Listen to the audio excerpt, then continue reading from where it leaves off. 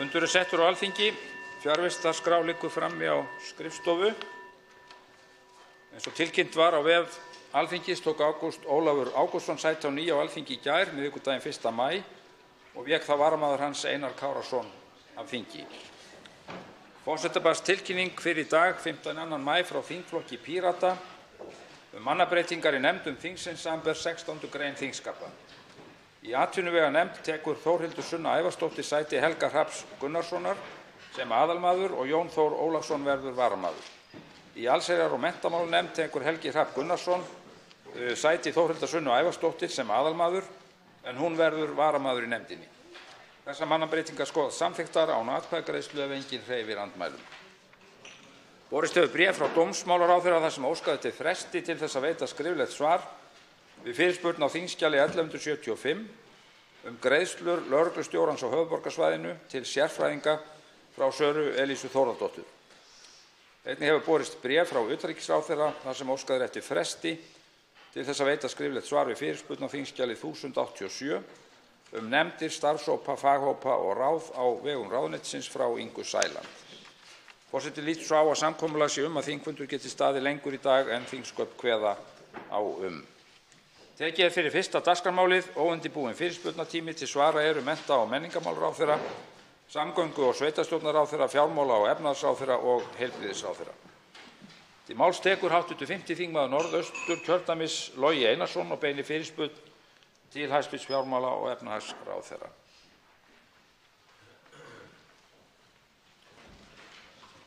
Herra forseti, í síðasta mánuði var samið við tæplega helming alls launafólks í landinu og óhætt að hrósa verkalýðshreyfingunni og samtökum atvinnulífsins fyrir ábyrgð og skapandi hugsun við þessa nálgun. Seint og síður og mér minnir í annarri atrennu komu stjórnvöld svo með pakka sem næði til að hnýta síðasta hnútinn. Í þessari lotu vegna þess að enn er ósamið við stóran hluta launafólks, meðal annars fjölmennar opinberar stéttir, margar stórar kvennastéttir og þar er viðsemjandinn einmitt ríki og sveitarfélög. Og það er býsna holur hljómur í hugtakinu lífskjarasamningur ef að hann nær ekki til allra þegna landsins. Því leikur mér forvitni á að vita hvernig ríkisstjórnin hyggst efna slíkan samning við fjölda fólks sem hefur engan verkfallsrétt og lifir margt á afar lágum launum. Þá á ég við 66.000 öryrkja og eldri borgara í landinu. Það eru fjölmörg dæmi að einstaklingar þurfa að framfleyta sér á 247.183 krónum á mánuði og það er augljóst að það nægir ekki til að draga fram lífið. Það liggur fyrir frumvarp Samfylkingarinnar hækkun lífeyris almannatrygginga til jafns við lægstu launin. Ef öryrkjar og eldri borgarar fá ekki sambærilegar hækkunir munu þessir hópar dragast enn lengra aftur úr og þetta er sumt af fátækasta fólkinu í okkar samfélagi. Spurningar mínar til ráðherra eru því sára einfaldar. Mun lífeyrir taka sömu hækkunum og launataxta þeirra lægst launuðu? Ef ekki, hvaða aðgerða ætlar ríkisstjórnin að ráðast í til að bæta kjör þessa fólks? Og í þriðja lagi, hvenær er von á þessum aðgerðum? Þá svarar hæstv. Fjármála- og efnahagsráðherra Bjarni Benediktsson á undirbúinni fyrirspurn. Virðulegi forseti, mér finnst það nú ekki alveg rétt nálgun ef ég má orða það þannig að líta svo á að ríkið standi í kjarasamningagerð við öryrkja eða aldraða. Við höfum ákveðið að skipa því þannig með lögum hvernig við bætum kjör þeirra sem að ekki hafa náð að byggja upp lífeyrisréttindi við starfsævina í tilviki eldri borgara og hvernig við byggjum upp bótakerfi fyrir þá sem hafa orðið fyrir áföllum eða koma inn í heiminn með skerta starfsgetu.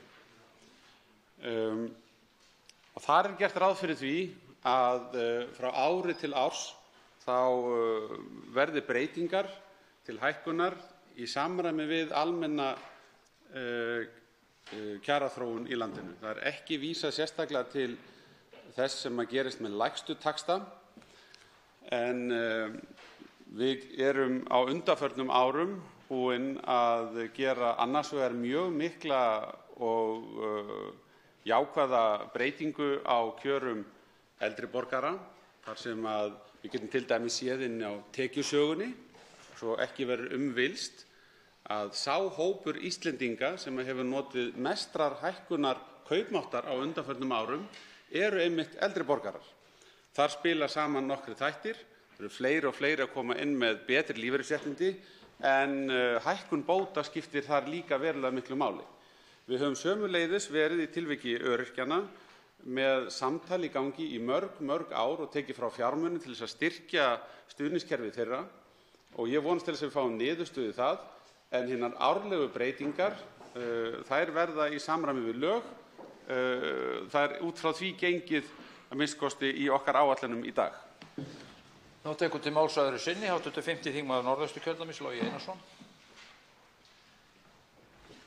Herra forseti,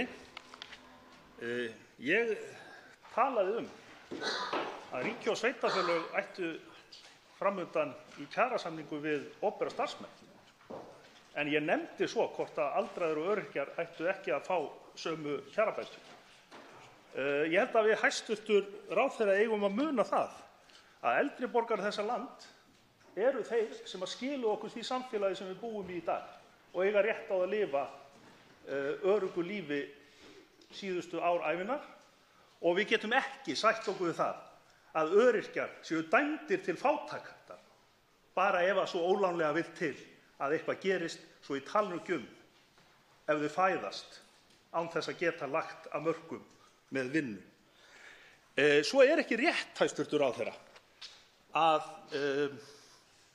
aldrei hafi verið horft til þessara hluta vegna þess að 2011 var brugðið út frá þessu og þá fengu þessir hópar hækkun strax í kjölfar kjarasamninga, og ég spyr, stendur til að gera það aftur? Og svarar hæstv. Ráðherra öðru sinni.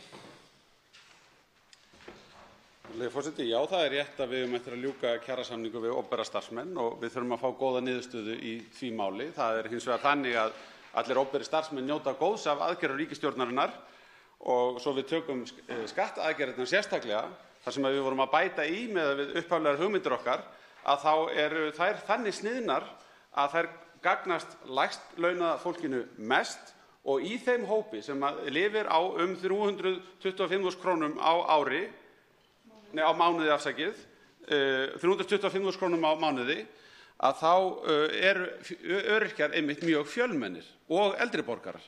Þannig að ef við ættum að taka einhverja hópa út sem sérstaklega einkenna þá sem að njóta mest góðs af skattalækkuninni, þá eru það þeir á lægstu laununum, það eru öryrkjar og það eru aldraðir.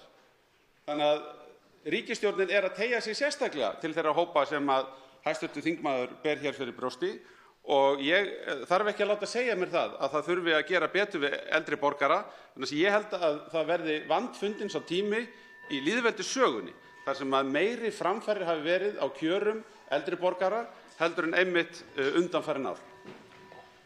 Þá tekur til máls hv. 7. þingmaður Suðvesturkjördæmis, Þorgerður K. Gunnarsdóttir, og beinir fyrirspurn til fjármála- og efnahagsráðherra.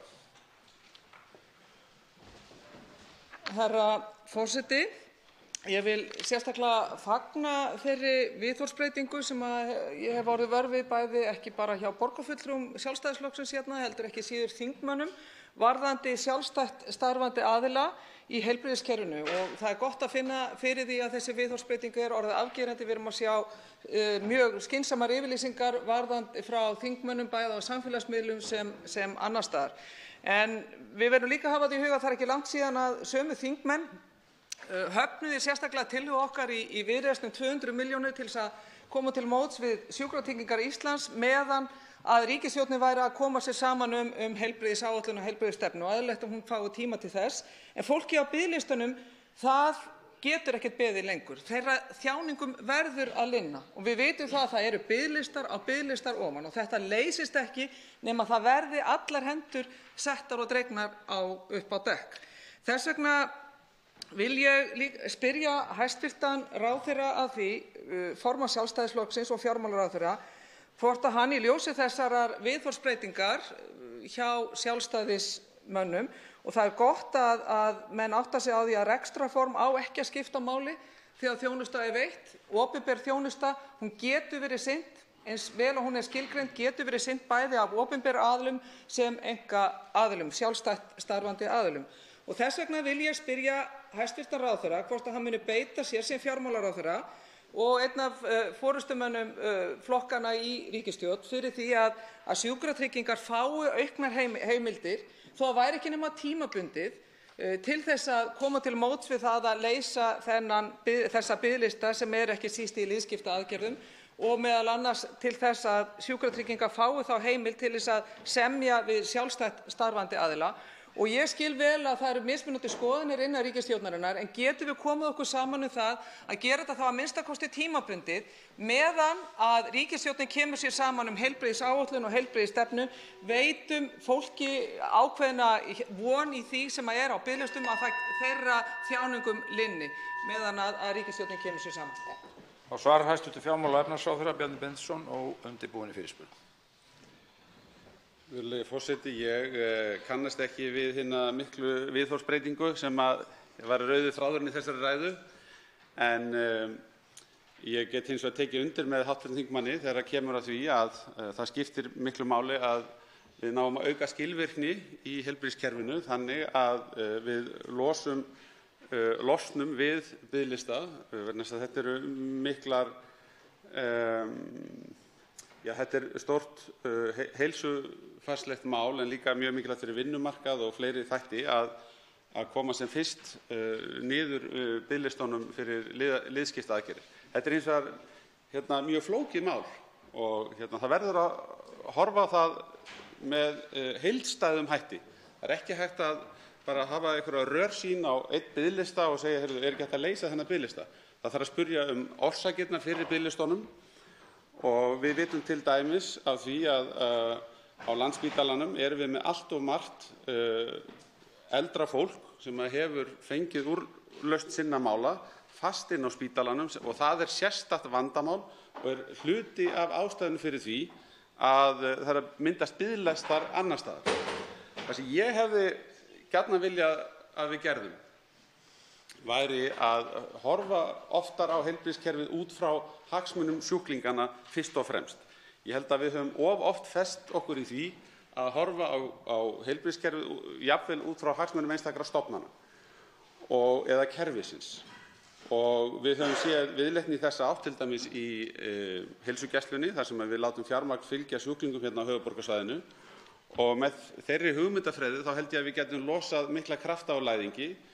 Ég held við ættum til dæmis að spyrja okkur að því hvort að það sé góð stefna til lengri tíma vegna þess að hér skipta hjúkrunarheimilin máli út af þessu ástandi á Landspítalanum. Hvort að þessi lengri tíma skynsamleg stefna hjá okkur að láta það ráðast af fjárlögum hvers tíma hvaða fjármagn til ráðstöfunar til uppbyggingar á hjúkrunarheimilum. Ef við myndum bara festa réttin við þá sem að þurfa á hjúkrunarheimili að halda, þá þurfum við ekkert að velta því endilega mikið fyrir okkur hversu mikið fjármagn inn á fjárlögum hvers tíma, heldur láta markaðslausnir koma hér að notum. Þá tekur til máls öðru sinni hv. 7. þingmaður Suðvesturkjördæmis, Þorgerður K. Gunnarsdóttir. Herra forseti, ég vil þakka hæstv. Ráðherra kærlega fyrir svarið sem ég að mörgu leyti sammála og ég fagna því sérstaklega að þetta ekki einhver viðhorfsbreyting hjá Sjálfstæðisflokknum og það ekki ástæðulausu sem ég talaði viðhorfsbreytingu því það var hér fyrir nokkrum mánuðum síðan við fjárlagaafgreiðsluna sem við lögðum fram þessa 200 milljóna króna tillögu vitandi það að þetta væri bara tímabundið til þess að leysa og koma til móts við biðlistana en allir þingmenn Sjálfstæðisflokksins höfnuðu og felldu þessa tillögu. Ég geri mér fyllilega grein fyrir því að ríkisstjórnin þarf að koma sér saman heildstæða stefnu og ég óska og ég eiginlega kalla eftir því að þessi heildstæða stefna ekki síst varðandi hjúkrunarheimilin réttilega þurfi að birtast betur bæði í fjármálaáætlun en ekki síður innan heilbrigðisáætlunar. En það verið að vinna að henni og við skulum gæta sannmælis þar. En það sem er brýnt núna að við getum í rauninni ekki sent út þau skilaboð til fólksins sem á biðlistum að við þurfum að skoða þetta núna enn betur. Það búið að vera að skoða þetta með heildstæðum hætti. Það hægt að laga þetta tímabundið núna, grynnka á biðlistum með því að leita til sjálfstætt starfandi aðila í samfélaginu og fá þannig tækifæri líka fyrir heilbrigðisráðherra til þess að vinna sínum málum. Þannig að ég hvet hæstv. Ráðherra að tala eins og hann talaði núna í svarinu, einmitt líka við ríkisstjórnarborðið líka. Forseti minnir á tímamörk, 2 mínútur í fyrri umferð og 1 mínúta í seinni og gildir þingmenn og ráðherra. Þá svarar hæstv. fjármála- og efnahagsráðherra öðru sinni.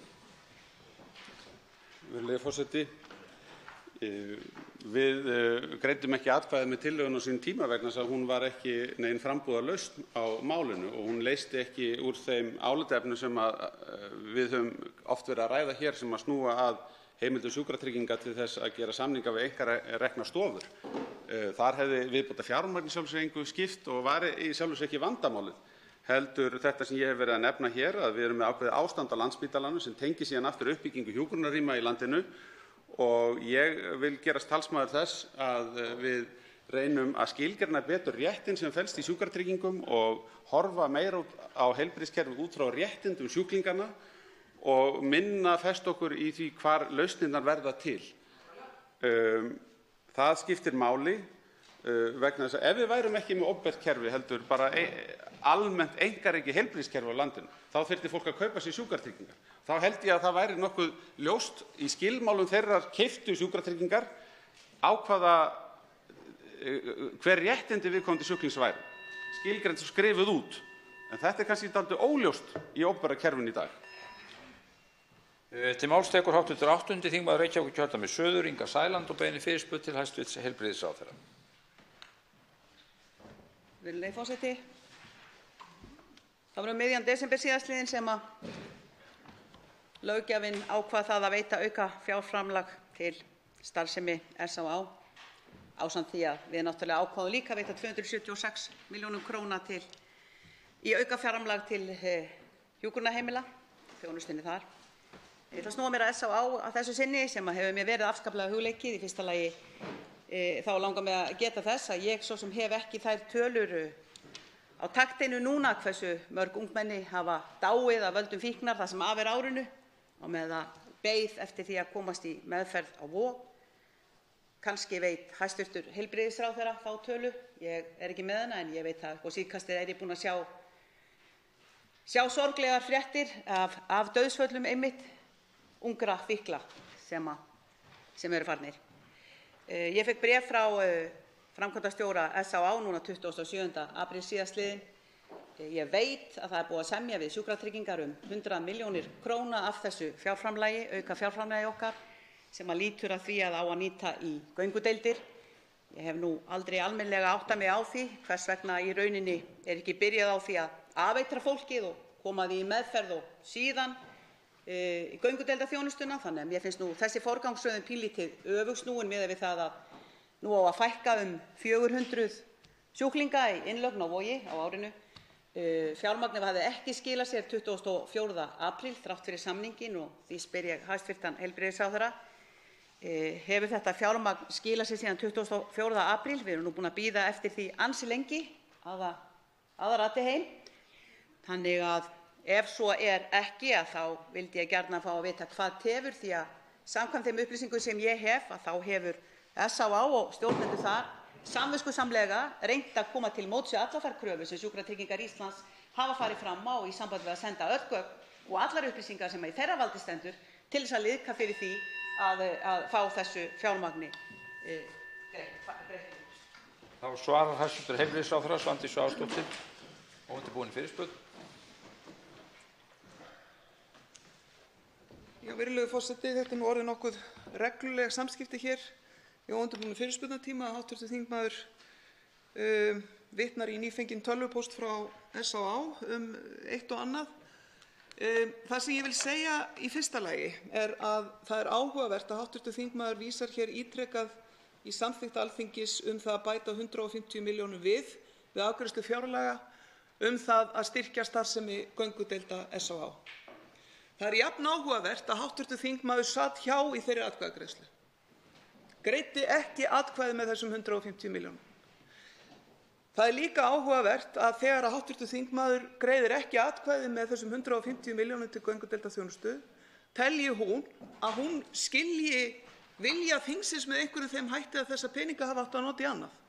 Það er að segja í starfsemi sjúkrahússins Vogs. Þannig ég ætla að biðja hv. þingmann aðeins að gæta að þessu. Ég vil halda því til haga að Sjúkratryggingar Íslands fara með þetta verkefni af hendi heilbrigðisyfirvalda að eiga samskipti við veitendur heilbrigðisþjónustu og það gildir líka með SÁÁ. Þetta ferli er eðlilegur hluti af samstarfi ábyrgra aðila kaup og sölu á heilbrigðisþjónustu. Þegar það gerist ítrekað að upplýsingar berast ekki með þeim hætti sem þær eiga að berast, það er að segja gögn sem að berast Sjúkratryggingum Íslands frá viðkomandi aðila eru ekki rétt, þá þarf að biðja þau aftur. Því miður hefur þetta gerst ítrekað í samskiptum SÁÁ og Sjúkratrygginga Íslands. Ég vænti þess að samskiptin sem þarf að eiga sölu og kaup á þessari þjónustu geti átt sér stað milli upplýstra aðila og ábyrgra við borð Sjúkratrygginga Íslands, milli SÁÁ og Sjúkratrygginga, en ekki hér á milli hv. þingmanns Ingu Sæland og heilbrigðisráðherra þess sem hér stendur ítrekað. Þá tekur til máls öðru sinni hv. 8. þingmaður Reykjavíkurkjördæmis suður, Inga Sæland. Virðulegi forseti, ég þakka hæstv. Heilbrigðisráðherra fyrir andsvarið. Hvernig ég kaus með þessu frumvarpi eða þessum breytingatillögum og aukafjárveitingu hér í haust, ég er búin að rökstyðja það var eingöngu vegna sem ég þótti þetta vera röng forgangsröðun. Mér þótti meira virði að koma í veg fyrir ótímabær dauðsföll. Mér þótti meira í forgangsröðunin mun öflugri að reyna að draga úr 600 manna biðlista af fólki sem var á allt og háum þröskuldi að biðja hjálp inn á sjúkrahúsi. Það vantar hér fagaðstoð umfram það sem við erum að sjá hjá SÁÁ. Þannig ég segi, á meðan að þetta ófremdarástand ríkir að þessu leyti í kerfinu, þá mun ég halda áfram að spjalla hér við hæstv. Heilbrigðisráðherra þessi mál og gjarnan ef að löggjöfin er það broguð að það er ekki hægt að fá fram vilja Alþingis skilyrðislausan, þá kannski er tímabært að hæstv. Heilbrigðisráðherra líti til þess að minnsta kosti breyta löggjöfinni í þá átt að það sé yfir allan vafa hafið hvað löggjafinn vill þegar við erum að kalla eftir því að setja ákveðið aukið framlag í ákveðna nauðsynlega málaflokka til hagsbóta fyrir fólkið í landinu. Svarar hæstv. ráðherra öðru sinni. Virðulegur forseti, það var afar skýrt þegar Alþingi tók ákvörðun viðbótarfjármagn. Það var eyrnamerkt og það var skilgreint af Alþingi, af fjárlaganefnd og hér við afgreiðslu í þinginu. Og ég er fegin að það er þannig. Það er rétt að það sé þannig. Að Alþingi geti tekið ákvörðun að forgangsraða fé með tilteknu hætti og það gerði Alþingi við þessa atkvæðagreiðslu. Og þannig á það að vera. Og þegar Alþingi skilar vilja sínum með svo afgerandi hætti til ráðherra á hverjum tíma, þá ber ráðherra að fylgja ákvörðun Alþingis. Þannig er það. Fullyrðingar það að greiðslur til sjúkrahússins Vogs hafi dregist saman eru ekki réttar og það er sérstakt áhyggjuefni að stjórn SÁÁ hafi kosið að draga úr framboði á þjónustu og ég fæ ekki séð að sú ákvörðun standist eða styðjist við nein eðlileg rök. Til máls tekur hv. 10. þingmaður Reykjavíkurkjördæmis suður, Þorsteinn Sæmundsson, og beinir fyrirspurn til hæstv. fjármála- og efnahagsráðherra. Herra forseti, mig langar fyrst með leyfi forseta að lesa úr ályktun landsfundar Sjálfstæðisflokksins frá því í fyrra. þar sem segir: Sjálfstæðisflokkurinn hafnar frekari framsali og yfirráðum yfir íslenskum orkumarkaði til stofnunar Evrópusambandsins. Mig langar til að spyrja hæstv. fjármálaráðherra hvort hann kannist við þessa ályktun og hvort hann hafi jafnvel staðið að samþykkt hennar á sínum tíma. Og ég spyr vegna þess að hér í mars í fyrra urðu nokkrar umræður þetta mál þar sem að ráðherra hæstvirtur sagði, með leyfi forseta: Veltum því fyrir okkur hvað við höfum með það að gera á innri markaði Evrópu að vera að ræða raforkumál sem í einangruðu mengi á Íslandi út í Brussel. Hvað höfum við með að gera að vera að ræða við önnur ríki Evrópusambandsins raforkumála af eyjunni Íslandi? Mér þykir þetta mjög athyglisverðar yfirlýsingar og mig langar að vita hvort að ráðherra enn sama sinnis, hvort honum þykir jafn hvað ég segja, út í hött að við séum að ræða hvað þá heldur að samþykkja þingmál sem að ganga í þá átt sem að ráðherra varaði hér við í fyrra. Og þess vegna langar mig til að spyrja hvort að ráðherra, ég geri ráð fyrir að hann styðji máli sem fram er komið, þessi 4 mál, vegna þess að þau fóru í gegnum ríkisstjórn. Ég verð að spyrja ráðherra hvers vegna í ljósi þessara ummæla sem hann viðhafði hér í fyrra og í ljósi þess hver ályktun landsfundar Sjálfstæðisflokksins var í fyrra, að þá verði ég að spyrja ráðherra hvort að hann sé ennþá sama sinnis að þetta sé ekki á dagskrá, hvort að hann muni þá á þeim tíma sem að gefst enn í þinginu til þess að koma í veg fyrir að þessi 4 mál sem hér eru til afgreiðslu farið fram, hvort hann muni leggjast á sveif með þeim sem að vilja koma í veg fyrir það. Og við langar að fá skýr svör við þessu.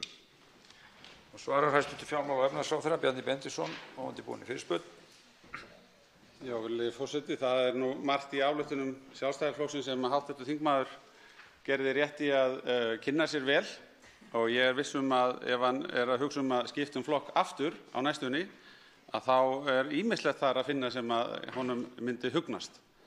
Og eins líka ef hann myndi lesa ræður mínar, þá ég viss að hann líka ánægður með margt af því sem þar kemur fram, ef hann hlustaði vel eftir því sem að þar kemur fram hin ýmsu mál. Varðandi þetta mál sérstaklega, þá ályktaði Sjálfstæðisflokkurinn með þessum hætti að yfirráð yfir íslenskum raforkumarkaði ættu ekki að flytjast til stofnana Evrópusambandsins, já. Og ég tel að þau mál sem að liggja fyrir þinginu séu þess eðlis að það sé ekki að gerast. Það sé engin yfirráð yfir íslenskum raforkumarkaði að flytjast til stofnana Evrópusambandsins. Eða telur hv. þingmaður að það sé að gerast eða hvað? Og hvaða stofnanir Evrópusambandsins eru það þá sem eru að fá yfirráð yfir íslenskum raforkumarkaði? Við þurfum að gera hér meðal annars greinarmun, og nú ég að vísa til þess hvernig málið lagt fyrir þingið. Hér þurfum við líka að gera greinarmun á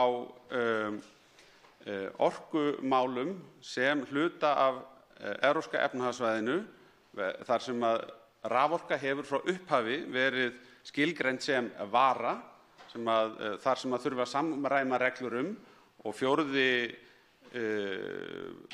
hlutinn samningsins er grundvöllur undir viðskiptum margra innlendra aðila á Evrópska efnahagssvæðinu. Það að gera greinarmun á þessu og síðan hinu sem raforkustefna í einstaka löndum. Og nú það þannig að við erum ekki bundin raforkustefnu, orkumálastefnu Evrópusambandsins, heldur högum þeim málum eftir eigin óskum á Íslandi, setjum okkar eigin stefnu orkumál, erum með orkuauðlindir í opinberri eigu og almennt vinnsluna inn í opinberum fyrirtækjum. Þannig að því leytinu til eru raforkumálefni Íslands ennþá í okkar höndum og verða áfram. Tekur til máls öðru sinni hv. 10. þingmaður Reykjavíkurkjördæmis suður, Þorsteinn Sæmundsson. Herra forseti, ég þakka hæstv. ráðherra fyrir að svara mér með spurningu og mig langar að svara þeirri spurningu með orðum hæstv. ráðherra frá því í fyrra.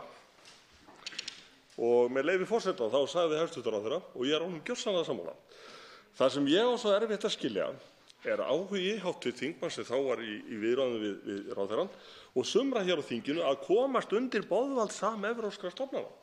Að komast undir boðvald samevrópskra stofnana. Hvað í ósköpunum liggur mönnum á? Að komast undir sameiginlega raforkustefnu Evrópu á okkar einangraða landi með okkar eigin raforkukerfi. Hvers vegna í ósköpunum hafa menn áhuga á því að komast undir boðvald þessara stofnana? Og ég spyr, já, hæstv. ráðherra, hvers vegna í ósköpunum? Og hvers vegna í ósköpunum halda menn það áfram? Og hvað veldur sinnaskiptum ráðherrans hæstv. frá því í fyrra?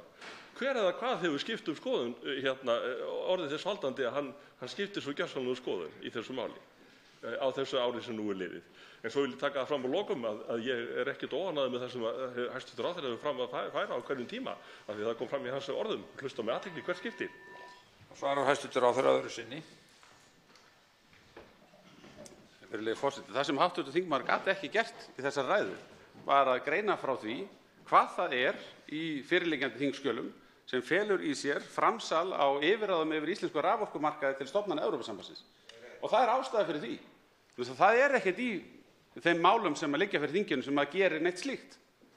Og það dugar ekkert að vísa í ræðu mína í samtali hér við hv. þingmann Þorstein Víglundsson sem hafði miklar athugasemdir við þessa ályktun Sjálfstæðisflokksins frá því í fyrra og eðlilegt var að ég spyrði þingmanninn: Bíddu, ef að Sjálfstæðisflokkurinn segir í landsfundarályktun að hann vilji ekki framselja yfirráð yfir raforkumálefnum til evrópskra stofnana, er það tilefni fyrir hv. þingmann til að koma hér upp og hreyfa andmælum? Og ég spurði hv. þingmann: hvers vegna vill hann færa yfirráð yfir íslensku raforkumálefnum til evrópskra stofnana? Það var spurningin. Ég var í samtali hér við hv. þingmann sem var að gera athugasemd við landsfundarályktun. En nú erum við með ákveðin þingmál og þau fjalla orkumálefni. Þau taka ekki yfirráð yfir raforkumálum Íslendinga af okkur og flytja til Brussel. Það er ekki að gerast. Að síðustu tekur til máls undir þessum dagskrárlið hv. 11. þingmaður Reykjavíkurkjördæmis suður, Björn Leví Gunnarsson, og beinir fyrirspurn til hæstv. fjármála- og efnahagsráðherra. Virðulegi forseti. Árið 2007 setti ríkisstjórn Íslands stefnu frjálsan og opinn hugbúnað þar sem fram kemur í skýrslu Ríkisendurskoðunar frá 2010 að við ákvörðun innkaup skuli gefa slíkum hugbúnaði sömu tækifæri og séreignahugbúnaði. Einnig segir að stefnt skuli að því að opinberir aðilar verði ekki of háðir einstökum hugbúnaðarframleiðendum og þjónustuaðilum. Það segir enn fremur að hugbúnaður þar sem opinberir aðilar láta hanna fyrir sig skuli vera endurnýjanlegur, þar að segja að fleiri en ein stofnun geti notað hann. Nú fyrir tæpu ári síðan voru undirritaðir samningar við Microsoft og Advania hugbúnaðarleyfi fyrir ríkisstofnanir. Í tilkynningu sem fylgdi þeim samningum var talað 200 milljóna sparnað fyrir ríkið á ári. Samningurinn sameinaði 104 mismunandi samninga í einn og getur ekki verið annað en góð einföldun. En nýlega sendi hæstv. Varaþingmaður Pírata, Álfheiður Einarsdóttir, fyrirspurn til allra ráðherra kostnað ráðuneyta og stofnana við Microsoft hugbúnað. Svörin sem hafa borist hingað til gefa ekki þá vísbendingu sparnað sem kemur fram í tilkynningu vegna samningana. 6 ráðherrar hafa svarað fyrirspurninni. Svo virðist sem stofnunum hafi gengið ágætlega að lækka kostnað við hugbúnaðarleyfin undanfarin ár, en á milli áranna 2017 og 2018 þegar samningurinn var undirritaður hækkaði hann tæplega 4%. Eða tæplega 11 milljónir. Tölunar í þessu tala sínu máli og sýna ekki þennan sparnað sem að samningarnir áttu að gefa. Enn fremur þessi samningur gegn stefnu stjórnvalda frjálsan og opinn hugbúnað. Og ég spyr því ráðherra, hvernig getur þetta verið góður samningur fyrir skattborgara? Þá svarar hæstv. fjármála- og efnahagsráðherra Bjarni Benediktsson og undirbúinn í fyrirspurn.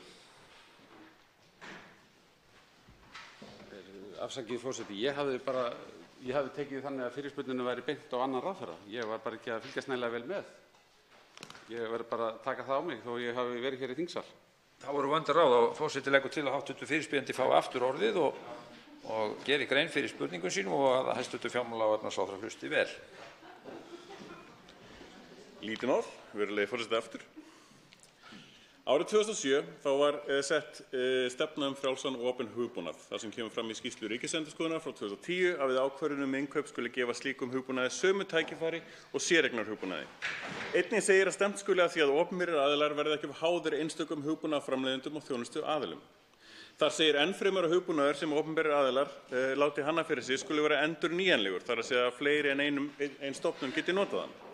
En fyrir rétt tæpu ári síðan voru undirritaðir samningar við Microsoft og Advania hugbúnaðarleyfi fyrir ríkisstofnanir. Í tilkynningu sem fylgdi þeim samningum var talað 200 milljóna sparnað fyrir ríkið á ári. Samningurinn sameinaði 104 mismunandi samninga í einn sem bara ágætis einföldun. En nýlega sendi hv. Varaþingmaður Pírata, Álfheiður Einarsdóttir, fyrirspurn til allra ráðherra kostnað ráðuneyta og stofnana við Microsoft hugbúnað. Og svörin sem hafa borist hingað til gefa ekki þá vísbendingu sparnað sem fram kom í tilkynningu vegna samninga. 6 ráðherrar hafa svarað fyrirspurninni og svo virðist sem stofnunum hafa gengið ágætlega að lækka kostnað við hugbúnaðarleyfi undanfarin ár, en á milli áranna 2017 þegar samningurinn var undirritaður hækkaði hann rúmlega 4% eða tæplega 11 milljónir. Og þær tölur tala sínu máli og sýna ekki þann sparnað sem að samningarnir áttu að gefa. Og enn fremur þessi samningur gegn stefnu stjórnvalda frjálsan og opinn hugbúnað og því spyr ég ráðherra aftur, hvernig getur þetta verið góður samningur fyrir skattborgara? Þá svarar hæstv. fjármála- og efnahagsráðherra Bjarni Benediktsson og undirbúinn í fyrirspurn. Já, virðulegi forseti, ég biðst afsökunar á þessu, en já, ég tel alveg sjálfsagt að það verði gerð góð grein fyrir því í hverju menn telja sparnaðinn liggja og ég vil að menn gæti sín aðeins á því að reyna að tína innan úr einstökum ráðuneytum í litlum skrefum og safna saman í einhverja heildarmynd vegna þess að það er nær að við nýtum þá vinnu sem þegar hefur átt sér stað og það er sjálfsagt að fjármála- og efnahagsráðuneytið deili því sem við höfum af yfirsýn yfir kostnað að þessu leytinu til.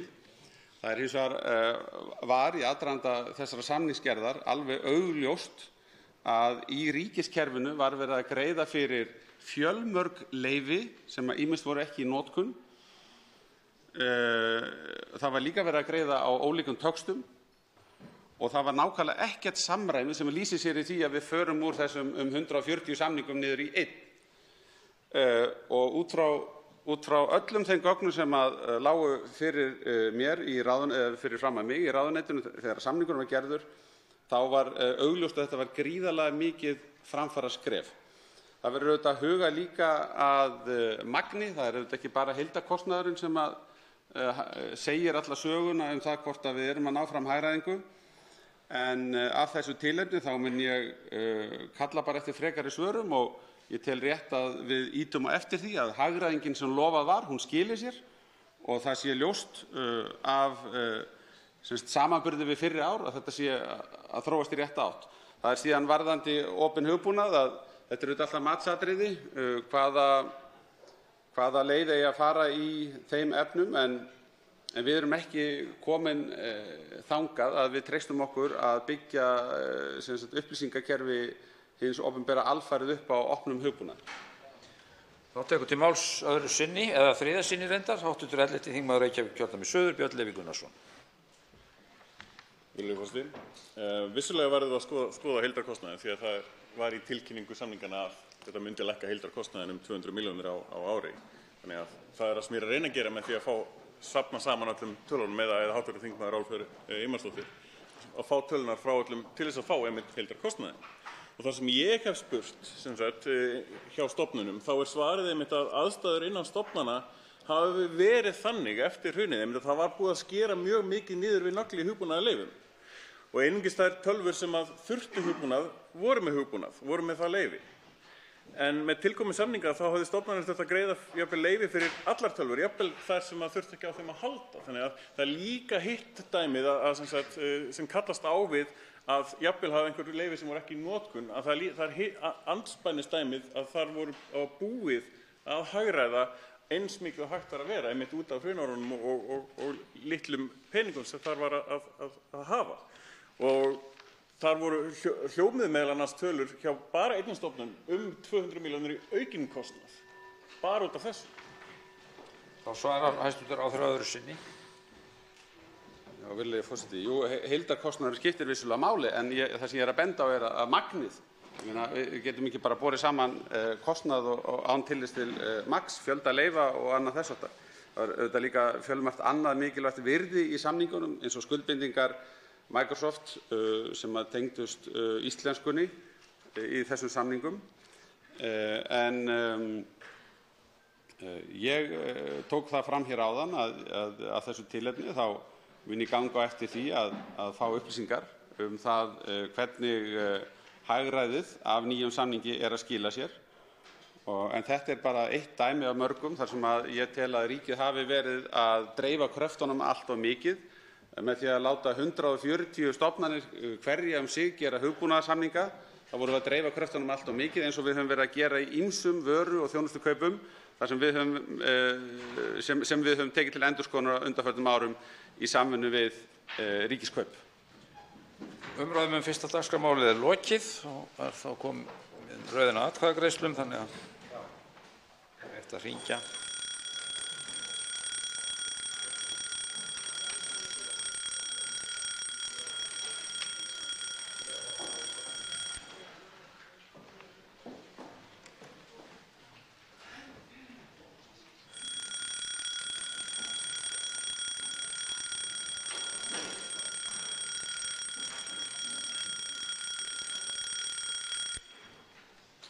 Svo háttar til 27.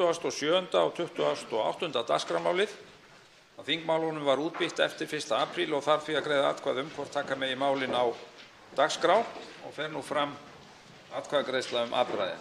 Atkvæðagreiðslan hafin.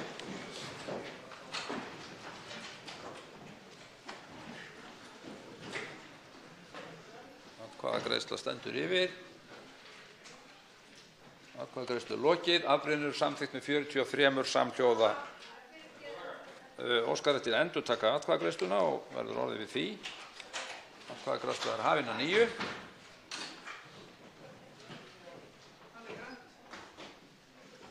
Það var allir hv. þingmenn náð að greiða atkvæði.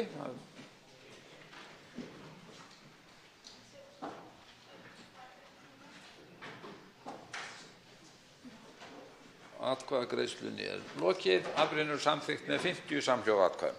Þá háttar einnig svo til 28. dagskrármálið að ekki eru liðnir 5 dagar frá útbýtingu þess og þarf því að greiða atkvæði hvort taka megi málið á dagskrá. Fer nú fram atkvæðagreiðsla þau afbrigði.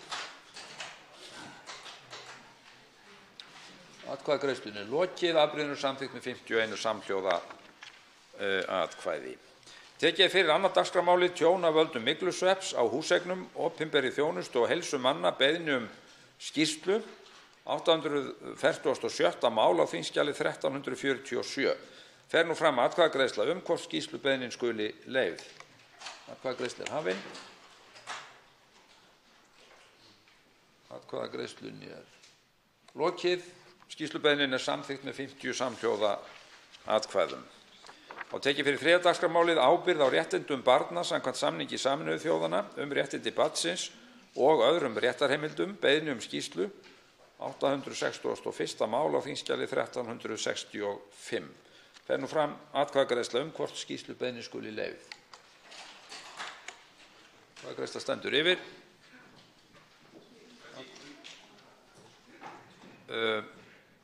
Háttvirtur þingmaður Jón Þór Ólafsson gerir grein fyrir atkvæði sínu. Eru það fleiri? Svo ekki. Herra forseti, bara gera grein fyrir hvað þetta er. Þetta skýrslubeiðni sem það að sé tekið saman bara heildstæðan hátt öll réttindi sem börn hafa á Íslandi samkvæmt sáttmála Sameinuðu þjóðanna, réttindi barna sem eru lög á Íslandi, öðrum réttarheimildum og ákvörðunum og svoleiðis. Við fáum heildstæða mynd af því hver eru réttindi barna og hver er ábyrgur á hvaða stigi málsins til þess að tryggja að þeir réttindi séu framfylgt. Þannig við fáum þetta mun geta gagnast, ég kallaði eftir þessu fyrst, þegar við fórum að skoða þetta mikið, að það er óljóst, maður að reyna að spyrja ráðherrarnir vísa stundum á hvora aðra og svo framvegis, þetta fá þetta bara algjörlega kýrskýrt hver ber ábyrgð á því að tryggja það að réttindi barna séu uppfyllt. Þetta mun gagnast okkur hérna á þingi, þetta mun gagnast fólki í samfélaginu, bæði foreldrum og þeim aðrum sem að berjast fyrir hagsmunum barna. Takk. Atkvæðagreiðslan stendur yfir. Atkvæðagreiðslunni lokið. Skýrslubeiðnin samþykkt með 51 samhljóða atkvæði. Tekið fyrir 4. dagskrármálið skógar og skógrækt stjórnarfrumvarp 231. mál á þingskjali 1282 3. umræða. Enginn hefur kvatt sér hljóðs og umræðu lokið og verður nú gengið til atkvæða. Greidd eru atkvæði frumvarpið í heild og hefst nú atkvæðagreiðslan. Atkvæðagreiðslunni lokið. Frumvarpið samþykkt með 51 samhljóða atkvæði og verður sent hæstv. Ríkisstjórn sem lög frá Alþingi. Tekið fyrir 5. dagskrármálið ökutækjatryggingar stjórnarfrumvarp 437. mál á þingskjali 1273 3. umræða. Enginn hefur kvatt sér hljóðs og umræðu lokið og verður gengið til atkvæða. Greidd eru atkvæði frumvarpið í heild og hefst nú atkvæðagreiðslan. Atkvæðagreiðslunni lokið. Frumvarpið samþykkt með 51 samhljóða atkvæði og verður sent hæstv. Ríkisstjórn sem lög frá Alþingi. Tekið fyrir 7. dagskrármálið heiti Einkaleyfastofunnar stjórnarfrumvarp 541. mál á þingskjali 894 3. umræða. Enginn hefur kvatt sér hljóðs og umræðu lokið og verður gengið til atkvæða. Greidd eru atkvæði frumvarpið í heild og hefst nú atkvæðagreiðslan. Atkvæðagreiðslunni lokið. Frumvarpið samþykkt með 51 samhljóða atkvæði og verður sent hæstv. Ríkisstjórn sem lög frá Alþingi. Þá verða ekki fleiri atkvæðagreiðslur að sinni en forseti vill upplýsa að eftir atvikum og háð framvindu umræðna í dag ætlunin að freista þess að hafa atkvæðagreiðslu síðdegis nokkur þau mál sem næst á dagskrá. Þar eru aðallega að ræða þingsályktunartillögur á sviði EES-mála.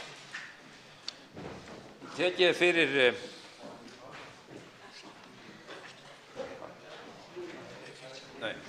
fyrir sjöunda dagskrármálið, ákvörðun sameiginlegu EES-nefndarinnar númer 63/2018 breytingu á 9. viðauka við EES-samninginn. Stjórnartillaga 655. mál á þingskjali 1068. Nefndarálit er á þingskjali 1304. Síðari umræða. Til máls tekur framsögumaður utanríkismálanefndar hv. 5. þingmaður Norðausturkjördæmis Logi Einarsson.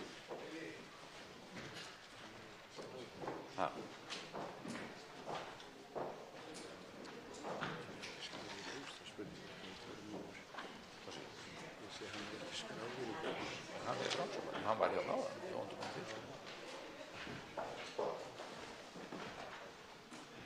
Forseti hyggst doka við á meðan kannað er með framsögumann, hvort að hann er á næstu grössum.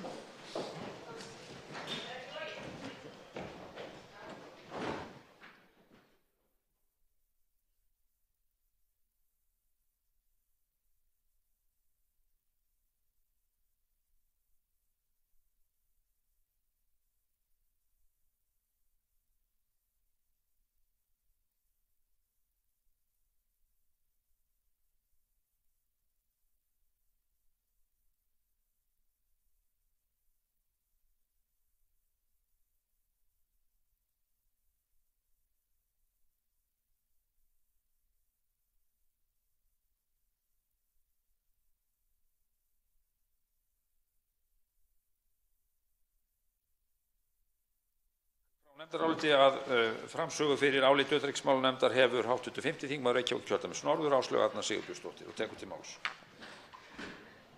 Virðulegi forseti, ég mæli hér fyrir nefndaráliti tillögu til þingsályktunar staðfestingu ákvörðunar sameiginlegu EES-nefndarinnar númer 63. Er ekki örugglega rétt? Jú. Nefndin hefur fjallað málið en með tillögunni er leitað heimildar Alþingis til að staðfesta þessa ákvörðun og með breytingar á viðauka fjármálaþjónustu.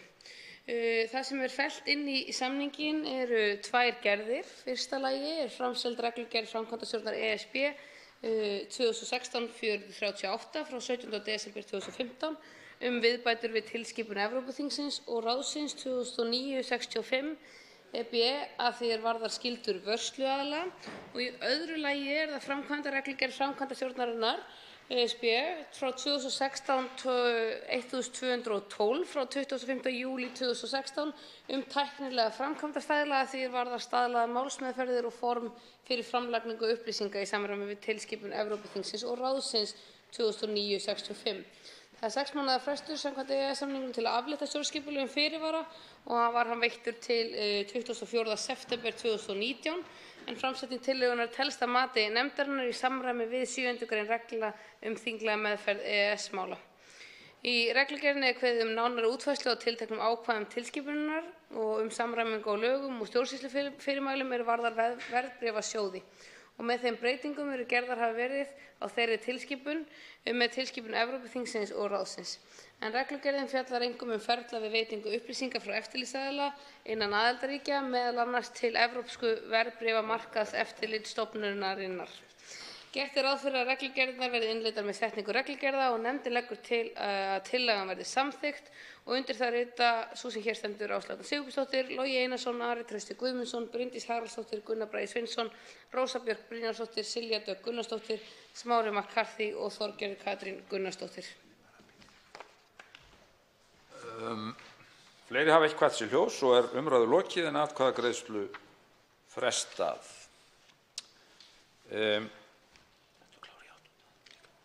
Tekið er fyrir 8. dagskrármálið, ákvörðun sameiginlegu EES-nefndarinnar númer 20/2018 breytingu á 9. viðauka við EES-samninginn, stjórnartillaga 656. mál á þingskjali 1069, nefndarálit á þingskjali 1305. Síðari umræða. Til máls tekur framsögumaður utanríkismálanefndar, hv. 5. þingmaður Reykjavíkurkjördæmis norður, Áslaug Arna Sigurbjörnsdóttir. Hæstv. forseti, ég mæli hér fyrir nefndaráliti tillögu til þingsályktunar staðfestingu ákvörðunar sameiginlegu EES-nefndarinnar númer 20/2018.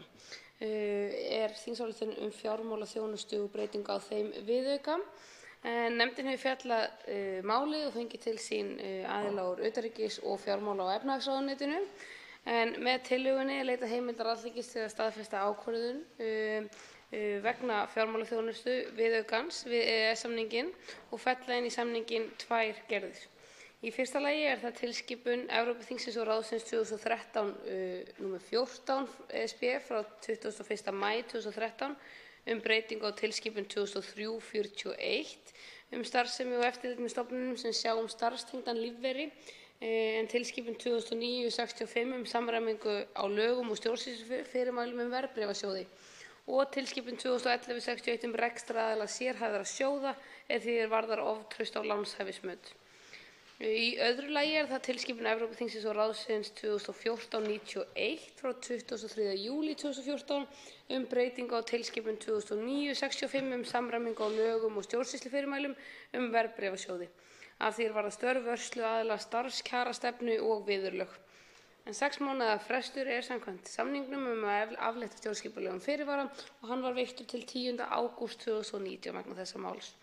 Framsetning tillögunnar telst að mati nefndarinnar í samræmi við 7. grein þinglega meðferð EES-mála. Með tilskipun 2013/14 eru gerðar breytingar á 3 tilskipunum á sviði sjóða. Það er tilskipun 2003/41 starfstengda eftirlaunasjóði, tilskipun 2009/65 verðbréfasjóði og tilskipun 2011/61 rekstraraðila sérhæfðra sjóða. En í tilskipuninni er kveðið á að lífeyrissjóðir, verðbréfasjóðir og fagfestasjóðir skuli ekki notast eingöngu við lánshæfismatseinkunn þriðja aðila þegar áhætta við mat á fjárfestingu er metin og markmiðið er að auka gæði fjárfestinga nefndra sjóða og auka fjárfestavernd en gerðin hefur engin áhrif á íslenska lífeyrissjóði. Með tilskipun 2014/91 eru gerðar breytingar á tilskipun Evrópuþingsins og ráðsins nr. 2009/65 samræmingu á lögum og stjórnsýslufyrirmælum að því er varðar verðbréfasjóði en tilskipuninni er ætlað að bæta upp þá veikleika sem hafa komið í ljós í þessu verðbréfasjóðsregluverki og sem leitt hafa til eignataps fyrir fjárfesta. Þá er leitast við að auka öryggi fjárfesta með ákvæðum skýra hlutverk vörsluaðila, nýjum reglum sem fela í sér að rekstrarfélögum ber að setja sér sérstaka starfskjarastefnu fyrir starfsmenn og aðra aðila sem taka ákvarðanir sem hafa áhrif á áhættutöku verðbréfasjóða og rekstrarfélaga og með ákvæðum samræmingu á lágmarksvarðheimildum eftirlitsaðila. En innleiðing tilskipunarinnar kallar á lagabreytingar og gert ráð fyrir að fjármála- og efnahagsráðherra leggi á haustþingi 2019 fram frumvarp til breytinga á lögum nr. 128/2011 verðbréfasjóði, fjárfestingarsjóði og fagfestarfjársjóði auk afleiddra breytinga. En nefndin leggur til að tillagan verði samþykkt og undir það rita sú sem hér stendur Áslaug Arna Sigurbjörnsdóttir, Logi Einarsson, Ari Trausti Guðmundsson, Bryndís Haraldsdóttir, Gunnar Bragi Sveinsson, Rósa Björk Brynjólfsdóttir, Silja Dögg Gunnarsdóttir, Smári McCarthy og Þorgerður Katrín Gunnarsdóttir. Fleiri hafa ekki kvætt sér ljós og umræðu lokið en atkvæðagreiðslu frestað. Þá tekið fyrir 9. dagskrármálið.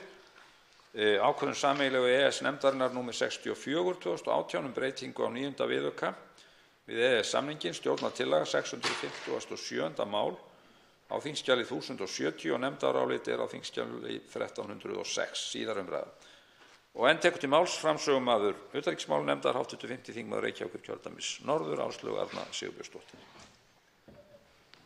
Hæstv. forseti, ég mæli hér með fyrir nefndaráliti tillögu til þingsályktunar staðfestingu ákvörðunar sameiginlegu EES-nefndarinnar nr. 64/2018 sem er einnig breyting á viðauka fjármálaþjónustu. Nefndin hefur fjallað málið og fengið á fund til sín fólk frá utanríkisráðuneyti og fjármála- og efnahagsráðuneytinu. En með þessu þingsályktun er lagt til að fella inn í samninginn 4 gerðir. Í fyrsta lagi er það reglugerð Evrópuþingsins og ráðsins nr. 345/2013 frá 17. apríl 2013 evrópska áhættufjármagnssjóði. Í öðru lagi er það reglugerð Evrópuþingsins og ráðsins nr. 346/2013 evrópsk félagslega framtakssjóði. Í þriðja lagi er það framkvæmdarreglugerð framkvæmdastjórnarinnar nr. 593/2014 frá 3. júní 2014 tæknilega framkvæmdastaðla því varðar form tilkynninga samkvæmt 1. málsgrein 16. greinar reglugerðar Evrópuþingsins og ráðsins nr. 345/2013 evrópska áhættufjármagnssjóði. Og í fjórða lagi er það framkvæmdarreglugerð framkvæmdastjórnarinnar nr. 594/2014 frá 3. júní 2014 tæknilega framkvæmdastaðla því er varðar form tilkynninga samkvæmt 1. málsgrein 17. gr. reglugerðar Evrópuþingsins og ráðsins nr. 346/2013 evrópska félagslega framtakssjóði.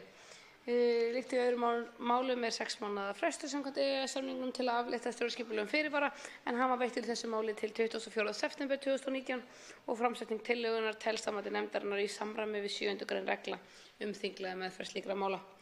Með reglugerð nr. 345/2013 og 346 komið á samræmdu regluverki evrópska félagslega framtakssjóði og áhættufjármagnssjóði en markmiðið að stuðla að vexti og nýsköpun lítilla og meðalstórra fyrirtækja á evrópska efnahagssvæðinu.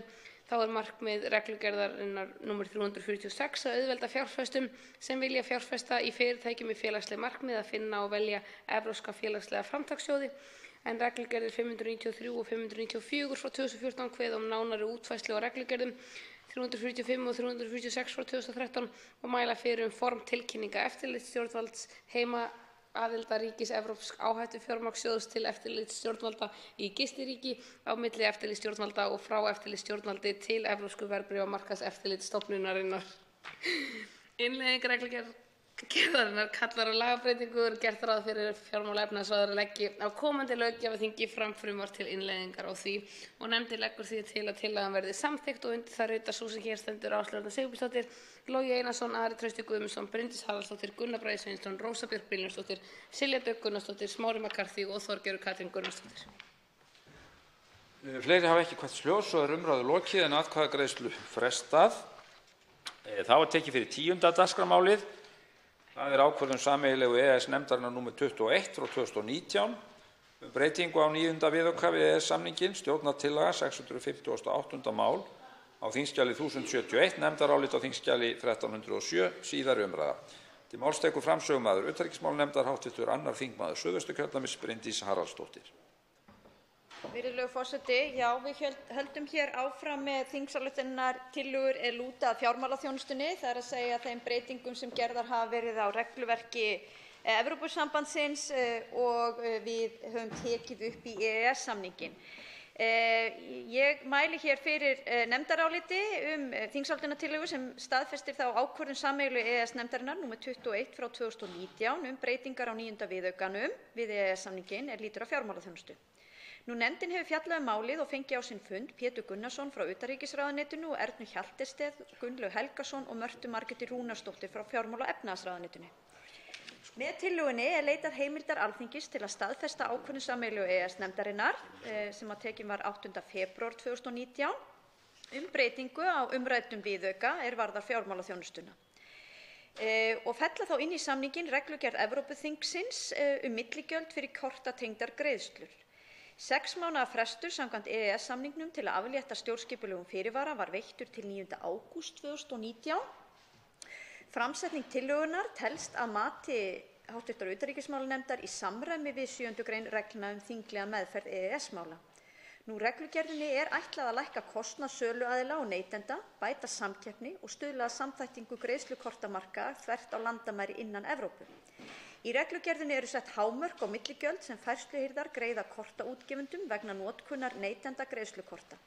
0,2% af fjárhæð greiðslu vegna debetkorta og 0,3% vegna kreditkorta. Þá kveðið á bann við svæðisbundnum takmörkunum í leyfissamningnum eða í reglum greiðslukortakerfi og mælt fyrir aðskilnað greiðslukortakerfa og vinnsluaðila. Aukin úrræði korthafa og söluaðila til að ákveða greiðslumáta, sundurliðun þjónustugjalda, færsluhirða og upplýsingagjöf færsluhirða til söluaðila. Innleiðing reglugerðarinnar kallar á lagabreytingar og hefur fjármála- og efnahagsráðherra lagt fram frumvarp til innleiðingar á gerðinni. Það frumvarp mál nr. 636 á þessu þingi. Það frumvarp hefur verið tekið til umfjöllunar inn í hv. efnahags- og viðskiptanefnd og nú liggur fyrir nefndarálit þeirrar nefndar og það skemmst frá því að segja að það virðist vera svona mikil lukka með þetta frumvarp enda hér fyrst og fremst bætta neytendavernd að ræða. Undir þetta nefndarálit utanríkismálanefndar skrifar ásamt mér Áslaug Arna Sigurbjörnsdóttir, formaður nefndarinnar, Gunnar Bragi Sveinsson, Silja Dögg Gunnarsdóttir, Logi Einarsson, Smári McCarthy, Ari Trausti Guðmundsson, Rósa Björk Brynjólfsdóttir og Þorgerður Katrín Gunnarsdóttir. Fleiri hafa ekki kvætt sér ljós og umræðu lokið en atkvæðagreiðslu frestað. Tekið er fyrir 11. dagskrármálið ákvörðun sameiginlegu EES-nefndarinnar númer 18 frá 2019 breytingu á 9. viðauka við EES-samninginn, stjórnartillaga 659. mál á þingskjali 1072, nefndarálit á þingskjali 1308, síðar umræða. Til máls tekur framsögumaður utanríkismálanefndar, hv. 2. þingmaður Suðvesturkjördæmis Bryndís Haraldsdóttir. Forseti, eins og ég sagði áðan, þá erum við hér með pakka lýtur að breytingum á löggjöf utan fjármálaþjónustu og nefndarálit utanríkismálanefndar þessa þingsályktunartillögu varðar ákvörðun sameiginlegu EES-nefndarinnar númer 18 frá 2019 breytingu á 9. viðaukanum. Nefndin hefur fjallað málið og fengið á sinn fund Pétur Gunnarsson frá utanríkisráðuneytinu og Ernu Hjaltested, Gunnlaug Helgason og Mörtu Margréti Rúnarsdóttur frá fjármála- og efnahagsráðuneytinu. Með þessari tillögu leitað heimildar Alþingis til að staðfesta ákvörðun sameiginlegu EES-nefndarinnar númer 18 frá 2019 sem gerð var 8. febrúar síðastliðinn breytingu á 9. viðaukanum lýtur að fjármálaþjónustu við EES-samninginn og að fella inn í samninginn reglugerð Evrópuþingsins og ráðsins sem númer 909 frá 2014 bætt verðbréfauppgjör í Evrópusambandinu og verðbréfamiðstöðvar og breytingar á tilskipun 98/26 EB og 65/2014 ESB og jafnframt reglugerð frá ESB númer 236 frá 2012. 6 mánaða frestur samkvæmt EES-samningnum til að aflétta stjórnskipulegum fyrirvara var veittur til 9. ágúst 2019 og framsetning tillögunnar telst að mati nefndarinnar í samræmi við 7. grein reglna þinglega meðferð EES-mála. Reglugerðinni ætlað að auka öryggi og aga í verðbréfaviðskiptum. Í henni felst reglur bætt verðbréfauppgjör og samræmdar kröfur til verðbréfamiðstöðva. Starfandi verðbréfamiðstöðvar þurfa að sækja nýtt starfsleyfi og geta boðið þjónustu sína yfir landamæri innan EES-svæðisins. Innleiðing reglugerðarinnar kallar á lagabreytingar og það var fyrirhugað að fjármála- og efnahagsráðherra legði á yfirstandandi löggjafarþingi fram frumvarp til innleiðingar á gerðinni og það mál á málaskrá hæstv. Ráðherra en það hefur ekki enn verið lagt fram og ég geri ráð fyrir því að það komi þá fram á haustþinginu eins og mörg af þeim málum sem við erum hér að ræða í dag. En undir þetta nefndarálit skrifa ásamt mér Áslaug Arna Sigurbjörnsdóttir, formaður nefndarinnar, Gunnar Bragi Sveinsson, Silja Dögg Gunnarsdóttir, Logi Einarsson, Smári McCarthy, Ari Trausti Guðmundsson, Rósa Björk Brynjólfsdóttir og Þorgerður Katrín Gunnarsdóttir. Fleiri hafa ekki kvatt sér hljóðs og umræðu lokið en atkvæðagreiðslu frestað. Þá tekið fyrir 12. dagskrármálið ákvörðun sameiginlegu EES-nefndarinnar breytingu á 9. viðauka við EES-samninginn og reglugerð ESB 2017 /1129 stjórnartillaga 660. mál á þingskjali 1073 og nefndarálit á þingskjali 1309. Síðari umræða til máls tekur framsögumaður utanríkismálanefndar hv. 2. þingmaður Suðvesturkjördæmis Bryndís Haraldsdóttir. Virðulegur forseti, þetta þá 3. og jafnvel síðasta nefndarálitið sem ég mæli fyrir í dag og þau líta öll að fjármálaþjónustunni, það að segja hér lá undir þingsályktunartillaga heimild til staðfestingar á ákvörðun sameiginlegu EES-nefndarinnar breytingar á 9. viðaukanum fjallar fjármálaþjónustu við EES-samninginn og þá að fella inn í samninginn reglugerð Evrópuþingsins og ráðsins númer 1129 frá 2017 varðandi lýsingu sem birta skal við útboð verðbréfa á almennum markaði eða þegar þau eru tekin til viðskipta. Nefndin hefur fjallað málið og fengið á sinn fund Pétur Gunnarsson frá utanríkisráðuneytinu og Ernu Hjaltested, Gunnlaug Helgason og Mörtu Margréti Rúnarsdóttir frá fjármála- og efnahagsráðuneytinu. Með tillögunni leitað heimildar Alþingis til að staðfesta fyrir Íslands hönd fyrirhugaða ákvörðun sameiginlegu EES-nefndarinnar og fella inn í samninginn reglugerðir Evrópuþingsins lúta að þessu. Þær fjalla lýsingar sem birta skal við útboð verðbréfa á almennum markaði eða þegar þau eru tekin til viðskipta og niðurfellingu á tilskipun frá árinu 2003, nr. 71. Reglugerð þessi, nr. 1129 frá 2017, kemur í stað núgildandi regluverks lýsingar. Gerðin kveður á ákveðnar breytingar á samræmdum reglum frá fyrra regluverki en hún felur einnig í sér kerfi tilkynninga eftirlitsstjórnvalda á staðfestum lýsingum til annarra eftirlitsstjórnvalda innan ESB vegna viðskipta yfir landamærin eða sem á enskri tungu nefnast passporting. Markmið reglugerðarinnar að tryggja fjárfestavernd og skilvirkni markaðar samhliða því að bæta innri markaðinn með fjármagn. Greiða á aðgengi fyrirtækja að fjármögnun, þá sérstaklega lítilla og meðalstóra, með ýmiss konar einföldun á regluverki og stjórnsýslumeðferð. Tillögunni var vísað til nefndarinnar 19. mars síðastliðinn og reglugerðin var tekin upp í EES-samninginn 29. mars síðastliðinn með ákvörðun sameiginlegu EES-nefndarinnar nr. 84/2019 breytingar á 9. viðaukanum við EES-samninginn varða fjármálaþjónustu. Í ljósi þessa telur nefndin rétt að leggja til breytingu á tillögunni svo vísað sé til ákvörðunar sameiginlegu EES-nefndarinnar með hefðbundnum hætti. Framsetning tillögunnar telst að mati nefndarinnar í samræmi við 7. grein reglna þinglega meðferð EES-mála. 6 mánaða frestur samkvæmt EES-samningnum til að aflétta stjórnskipulegum fyrirvara var veittur til 30. september 2019. Innleiðing reglugerðarinnar kallar á lagabreytingar og í forgangi af hálfu fjármála- og efnahagsráðuneytisins. Fyrirhugað að fjármála- og efnahagsráðherra leggi fram frumvarp til innleiðingar á gerðinni á haustþingi 2019. Og nefndin leggur því til að tillagan verði samþykkt með þeirri breytingartillögu sem getið í nefndarálitinu, en hún orðar svo, með leyfi forseta: Alþingi ályktar að heimila ríkisstjórninni að staðfesta fyrir Íslands hönd ákvörðun sameiginlegu EES-nefndarinnar nr. 84/2019 frá 29. mars 2019 breytingar á 9. viðauka við EES-samninginn frá 2. maí 1992 og fella inn samning reglugerðar Evrópuþingsins og ráðsins nr. 1129/2017 frá 14. júní 2017 lýsingu sem birta skal við útboð verðbréfa á almennum markaði eða þegar þau eru tekin til viðskipta og niðurfellingu á tilskipun 71/2003. Fyrirsögn tillögunnar að hún verði tillaga til þingsályktunar staðfestingu ákvörðun sameiginlegu EES-nefndarinnar nr. 84/2019 breytingar á 9. viðaukanum innan sviga fjármálaþjónusta við EES-samninginn. Þetta eingöngu tæknilegar breytingar í ljósi þess að það búið að taka málið upp inn í sameiginlegu EES-nefndinni frá því að það var lagt fram í upphafi. Undir þetta nefndarálit skrifa ásamt mín Áslaug Arna Sigurbjörnsdóttir, formaður, Gunnar Bragi Sveinsson, Silja Dögg Gunnarsdóttir, Logi Einarsson, Smári McCarthy, Ari Trausti Guðmundsson, Rósa Björk Brynjólfsdóttir og Þorgerður Katrín Gunnarsdóttir. Og ég sé það, virðulegur forseti, að það bullandi áhugi á því að aflétta stjórnskipulegum fyrirvara þegar kemur að svona málum hér í þingsal. Það leynir sér ekki. Fleiri hafa ekki kvætt sér hljóðs og umræðu lokið en atkvæðagreiðslu frestað.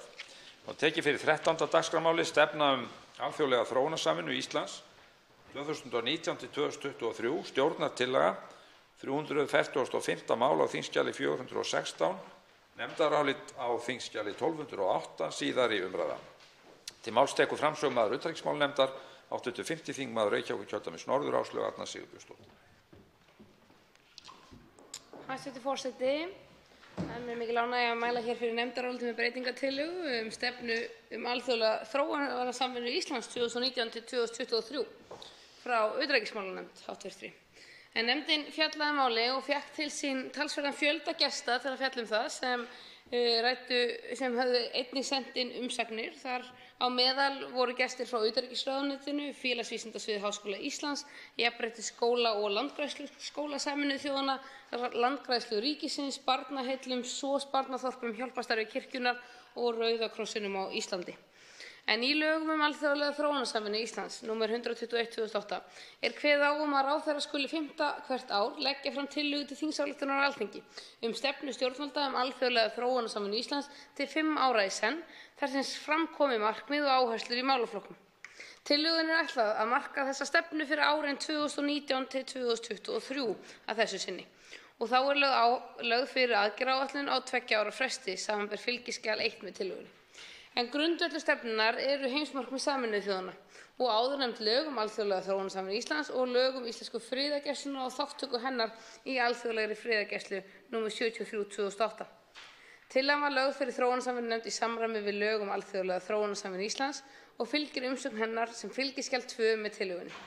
En drög að tillögu til þingsályktunar voru sett í samráðsgátt stjórnvalda og í lokadrögum að stefnunni var reynt eftir fremsta móti að taka tillit til þeirra 3 umsagna sem þar bárust. Þá fylgir skýrsla framkvæmd þingsályktunar áætlun alþjóðlega þróunarsamvinnu Íslands fyrir árin 2013–2016 sem fylgiskjal 3 með tillögunni. En í skýrslunni kemur fram að þróunarsamvinna Íslands skilar árangri og leiðir til aukinnar hagsældar og framfara í fátækustu samfélögunum. en tillagan felur í sér að Ísland styðji framtíðarsýn heimsmarkmiða Sameinuðu þjóðanna sjálfbæra veröld og að stefna Íslands taki jafnframt mið af þeim alþjóðlegu sáttmálum sem Ísland hefur gerst aðili, samþykkt eða fullgilt, til að mynda á sviði mannréttinda og Parísarsamkomulaginu loftslagsmál. En sérstaklega er tilgreint að Ísland styðji það markmið Sameinuðu þjóðanna að iðnríki skuli veita sem nemur 0,7% af vergum þjóðartekjum til þróunarsamvinnu, auk þess markmiðs að veita í það minnsta 0,2% af vergum þjóðartekjum til fátækustu þróunarlandanna. Þá er í tillögunni kveðið á að alþjóðleg þróunarsamvinna haldi sessi sínu sem eina meginstoðum íslenskrar utanríkisstefnu og mikilvægur hlekkur í þjóðaröryggisstefnu Íslands. En aðild að Sameinuðu þjóðunum verði áfram kjarninn í þróunarsamvinnu Íslands og nauðsynlegt einnig sé að virkja við ólíka aðila til samstarfs og ná megi settum markmiðum.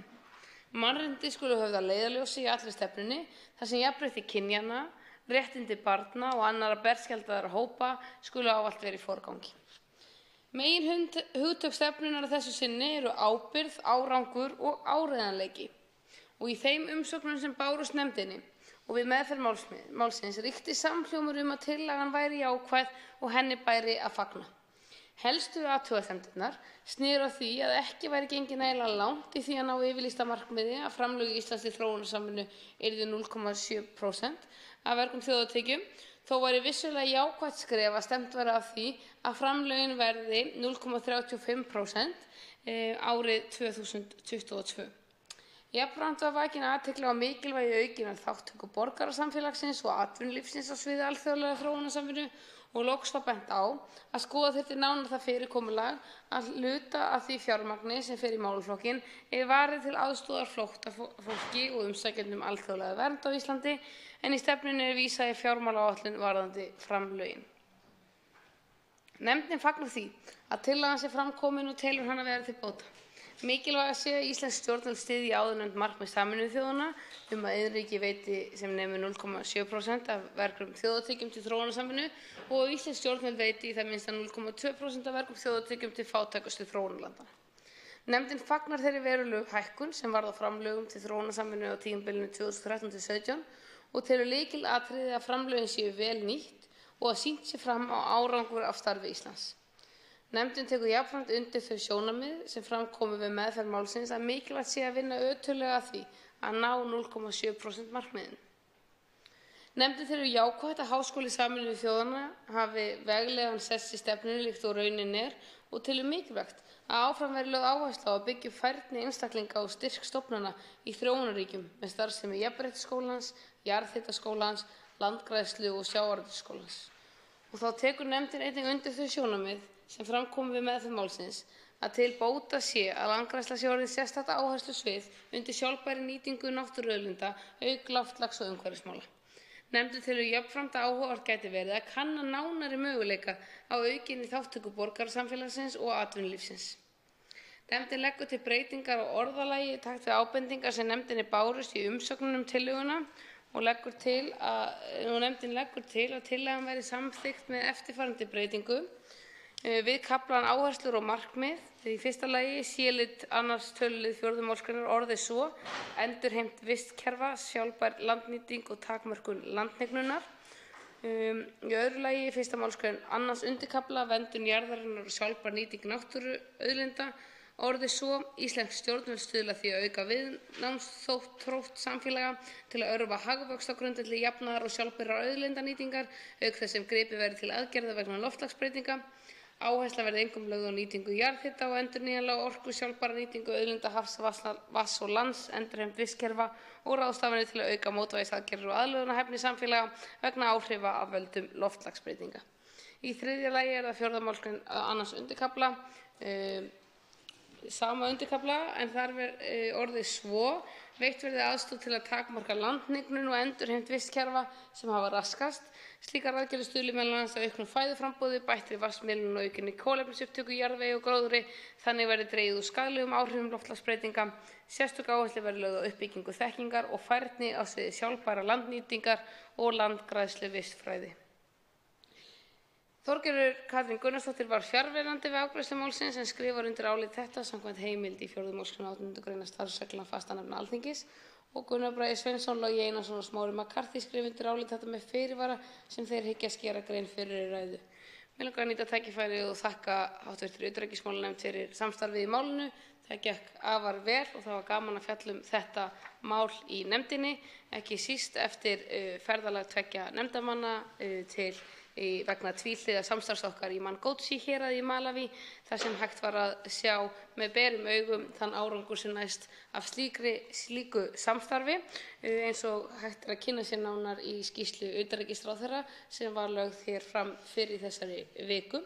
En undir þetta nefndarálit skrifar sú sem hér stendur Áslaug Arna Sigurbjörnsdóttir, Ari Trausti Guðmundsson, Ásgerður K. Gylfadóttir, Bryndís Haraldsdóttir, Gunnar Bragi Sveinsson, Logi Einarsson, báðir með fyrirvara, Rósa Björk Brynjarsdóttir, Smári McCarthy með fyrirvara og Þorgerður Katrín Gunnarsdóttir. Til máls tekur hv. 5. þingmaður Norðausturkjördæmis Logi Einarsson.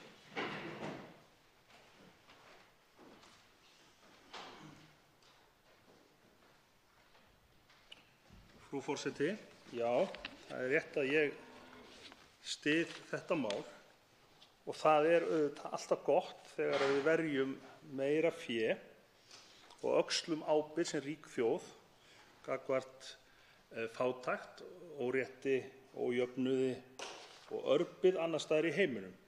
Og það líka rétt sem kom fram í máli hv. þingmanns Áslaugar Örnu Sigurbjörnsdóttur að hún og ég fengum tækifæri til þess að sjá með eigin augum árangur af slíku starfi niðri í Malaví fyrir á þessu ári og það var bókstaflega stórkostlegt. Að lítið land geti með skynsamlegri aðferð tvíhliða samstarfs áorkað svona miklu og ekki síst hjálpa til við að byggja upp innviði og þekkingu í stjórnsýslunni þar niður frá til þess að ráðast gegn fátækt, kynjaórétti og öðru slíku. En það kannski þess vegna sem að ég á þessu máli með fyrirvara, að ég tel að við ættum að gera betur. Stór hluti af okkar alþjóðlegu skuldbindingum einmitt að ráðast gegn fátækt með þróunarsamvinnu. Og mér finnst rétt og slett þessi þingsályktunartillaga full metnaðarlítil. Og þó að krónutalan hafi verið að hækka síðustu ár með meðal annars auknum þjóðartekjum, breyting á gengi og öðru slíku, þá þetta eitthvað sem er langt frá því að við getum verið fullsæmd af. Það áform að þetta verði 0,35% í lok 5 ára fjármálaáætlunar og við erum þá enn langt frá því að ná þessum markmiðum Sameinuðu þjóðanna sem að nefndin hnykkir á og stendur reyndar í þingsályktunartillögunni líka að við eigum sem iðnríki að geta náð. Og það sem ég hef við þetta að athuga auk þess að við séum ekki að hækka þetta meira heldur en gert ráð fyrir, það að mér finnst ekki koma fram í þingsályktunartillögunni nógu skýrt hvenær við ætlum að gera það. Ég átta mig á því þetta er 5 ára áætlun og það hefur verið talað að það getur verið flókið að setja tímasett markmið þar. En mér finnst samt að það hefði mátt víkja að því. Mér langar að bera saman bara hvernig þessu háttað meðal okkar svona nágranna. Það eru þau lönd sem við erum að bera okkur saman við og viljum bera okkur saman við. Við erum í forystu núna í norrænu ráðherranefndinni og hæstv. Utanríkisráðherra skrifar í skýrslu sína að við séum í forystu meðal frændþjóða. Mér finnst holur hljómur í slíkum yfirlýsingum þegar að við erum svo mjög aftarlega á merin í mörgu þó við getum auðvitað sýnt fram á góðan árangur, jafnvel í samanburði við þau á öðrum sviðum. En það land sem að leggur mest til þróunarsamvinnu er Svíþjóð sem að 1,4%, Noregur 1,05%, Danmörk 0,85% og Finnland 0,56%. Sú upphæð hefur reyndar verið að lækka í tíð hægri stjórnarinnar þar á síðustu árum, en Ég bind vonir við það að það muni breytast vegna þess að einhverjir flokkar hafa lýst yfir tímasettum markmiðum að ná þessu aftur upp í 0,7%. Þannig að auk okkar eru Finnar einu sem ekki hafa náð þessu. Nú þar fyrir utan þá finnst mér að kannski enn skýrar hefði átt að ræða aðeins hversu stór hluti af eyrnamerktri þróunarsamvinnu fer til innanlandsaðstoðar við hælisleitendur og flóttamenn. Ég átta mig á því að það getur alltaf þurft að vera eitthvað og mér skilst að meðaltalið á þessum DAC-þjóðum séu 12%. Hér er þetta 36% að mig minnir og það er alltaf mikið. Að minnsta kosti þarf þá að vera mjög skilgreint hvað liggur þarna á bakvið. Og nú hefur ráðherra lýst því yfir og vinna er hafin við það að uppfylla þessi nýju markmið DAC og mér skilst að frá og með 2019 þá breytist það. Þannig að það er auðvitað margt sem að horfir auðvitað til betri vegar og hér er auðvitað ekki neinn ágreining í þinginu að ræða. Ég held að við séum öll sem betur fer samstillt það að við verðum að gera vel á þessu sviði og okkur greinir þá einungis hversu hratt okkur tekst að gera það. Og ég held að það sé gríðarlega mikilvægt að við stígum fast til jarðar og sýnum með afdráttarlausum hætti núna að við ætlum okkur að sýna metnað í þessu. Við erum að horfa upp á jarðarkringlu sem er að glíma við gríðarleg vandamál og þar getum við nefnt ójöfnuð, við getum nefnt ófrið og svo loftslagsógnina sem að mun ekki síst bitna á þessum þjóðum sem eru að reiða sig á þróunarsamvinnu. Og ég held að við á Vesturlöndum skuldum nú hreinlega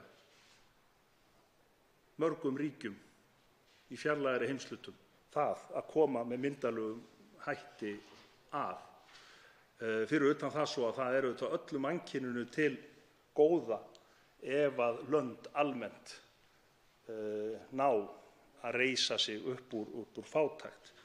Og ég held að við náum aldrei að vinna bug á þessum þremur ógnum, ófriði, ójöfnuði og loftslagsógnunum, nema að lönd verði jafnsettari þegar kemur að lífsgæðum.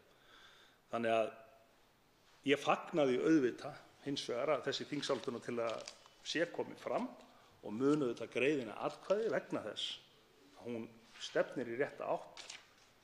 En þegar það er sagt þá finnst mér hún ganga of skammt, við verum of metnaðarlaus og við ættum að geta gert betur. Til máls tekur hv. 10. þingmaður Suðurkjördæmis, Smári McCarthy.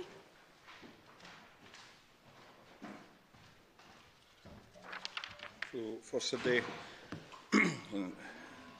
það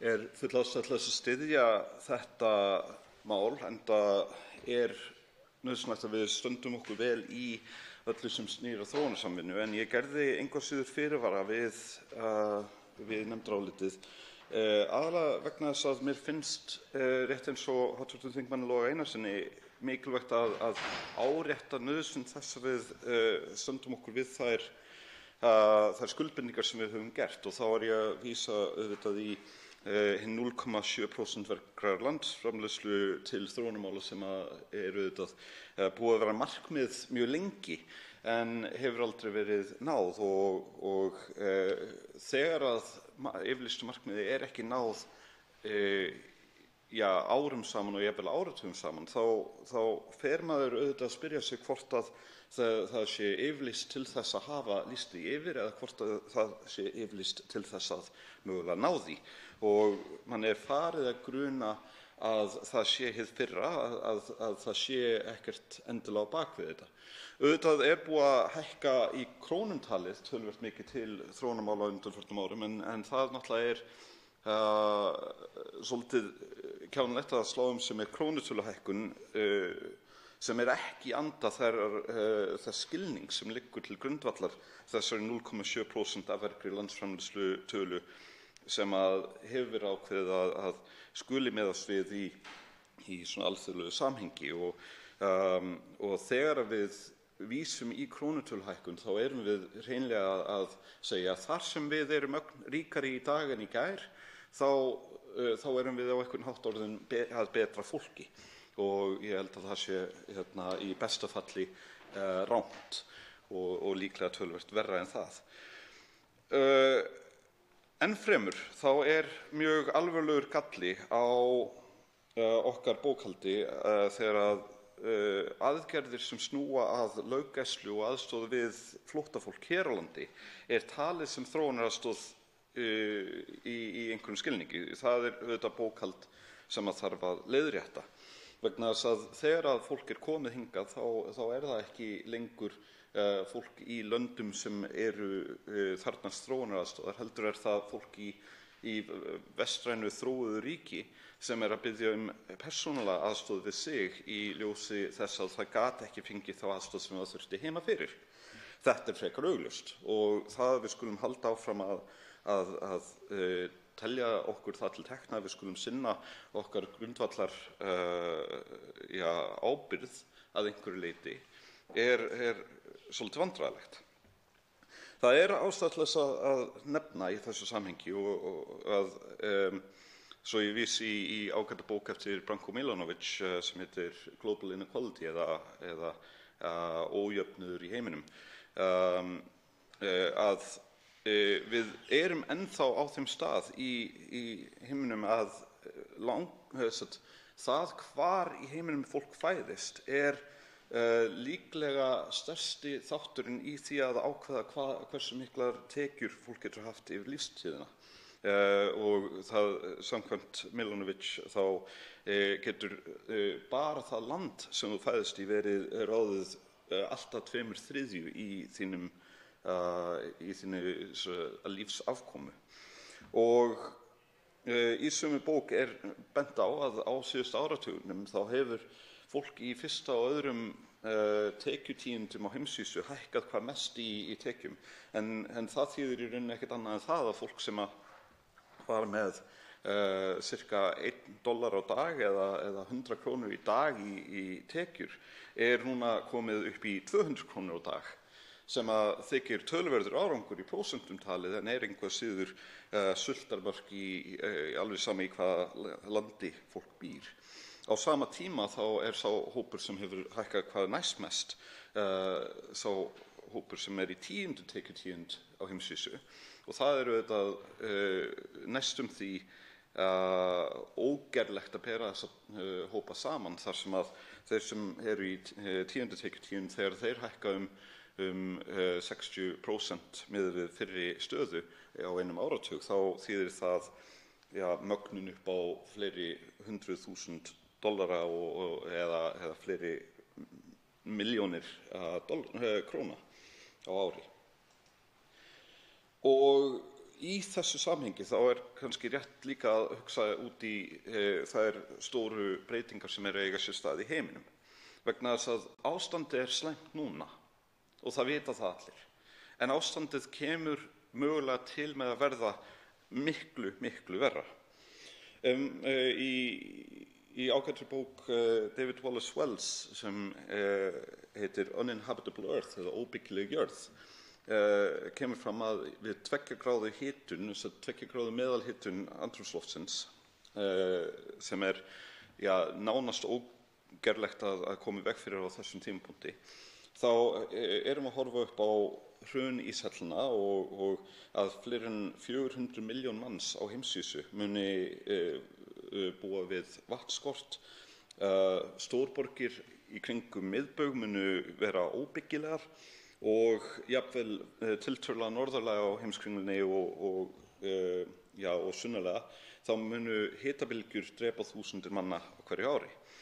Og þá erum við að tala til dæmis 32 sinnum fleiri öfgafullar hitabylgjur í Indlandi sem auðvitað land þar sem mikil fátækt nú þegar. Og þetta auðvitað besta tilfelli miðað við 2 gráðu hækkun. Ef við tölum 3 gráðu hækkun þá erum við að tala hrun landbúnaðar í Evrópu og þá rétt hægt að ímynda sér hvernig ástandi verður sunnar eða nær miðbaug. Þannig að ábyrgð okkar á því að koma í veg fyrir loftslagsbreytingar eru gríðarlega miklar í þessu samhengi og við verðum að átta okkur á því að ef að okkur þykir þessi 0,7% erfið núna, þá megum við biðja fyrir okkur hvernig það verður ef að allt fer á versta veg. Þessu til viðbótar þá verðum við líka að skoða áhrif iðnvæðingar og nú það þannig að þegar iðnbyltingin byrjaði og átti sér stað á sínum tíma, þá magnaði hún upp bilið milli fátækasta og ríkasta fólks heims á hátt sem hefur ekki ennþá verið bætt fyrir. Og nú eru mörg lönd sem töldust og hafa talist þróunarlönd mjög lengi búin að vera iðnvæðast mjög hratt og þá kannski nærtækasta dæmið Kína. En eftir situr að mörg lönd eru ennþá að berjast við það að ná jafnvel þeim svona grundvallar tækniframförum sem að eins og rennandi vatn í öllum húsum og rafmagn í öllum húsum sem við teljum vera fullkomlega eðlilegan og sjálfsagðan part af okkar lífi núna. En ef við bætum því ofan á þessari svokölluðu 4. iðnbyltingu sem verið að spá, þá má búast við því að áhrif sjálfvirknivæðingar og gervigreindar muni jafnvel magna enn frekar bilið milli ríkasta og fátækasta fólks heims og það gefur enn meiri ástæðu til þess að við hugum vel að því hvernig þessum málum verði háttað á næstunni. Vegna þess að það mjög ríkt samhengi milli þess hversu mikill ójöfnuður í heiminum og þess hversu margir þurfa á aðstoð að halda. Og best væri ef við myndum búa þannig hlutina að ákveðin innviða og tæknijöfnuður ríkti milli landa þannig að það þyrfti ekki lengur á þróunaraðstoð að halda, að markaðir og eðlileg viðskipti í heiminum myndu ná yfir allan þann jöfnunar eiginleika sem við þurfum. En við erum ekki komin þangað, við munum ekki komast þangað með því að standa okkur jafn illa og raun ber vitni. Það að eins og ég sagði áðan, slá sig með 0,35% af vergri landsframleiðslu árið 2022 og láta eins og það sé á einhvern hátt gott, það er í rauninni hlægilegt, forseti. Í því samhengi sem við vitum að við stöndum frammi fyrir, að möguleikinn á að ef loftslagið hitnar eins og spár hafa gert ráð fyrir, þá gætum við verið að horfa upp á milljarð manna á flótta í verstu tilfellum. Eða reyndar ekki eins og verstu tilfellum, en það svona ein af líklegri niðurstöðum ef við förum upp fyrir 2 gráðurnar.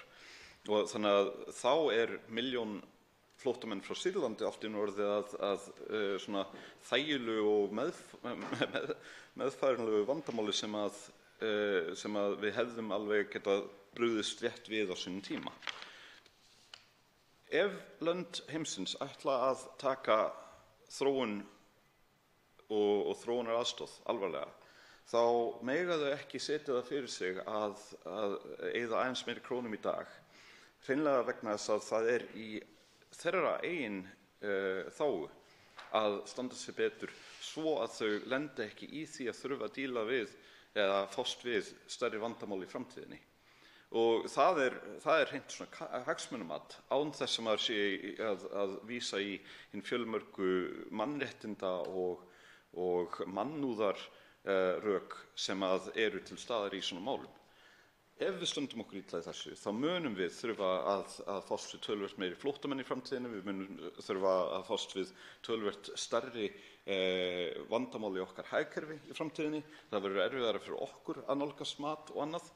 Og mér finnst það í sjálfu sér ekki vera ástæðan sem við ættum að vera að horfa á, en ef að fólk ekki tilbúið til þess að ná 0,7% markmiðinu af hreinum mannúðarástæðum einum og sér, þá allavega ætti það að líta á eigin hagsmuni og komast að þeirri niðurstöðu að við eigum að standa okkur vel.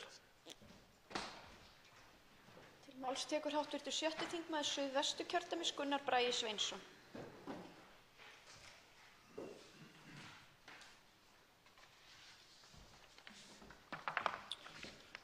Forseti. Við ræðum hér nefndarálit með breytingartillögu þar sem varðandi tillögu til þingsályktunar stefnu um alþjóðlega þróunarsamvinnu Íslands 2019–2023.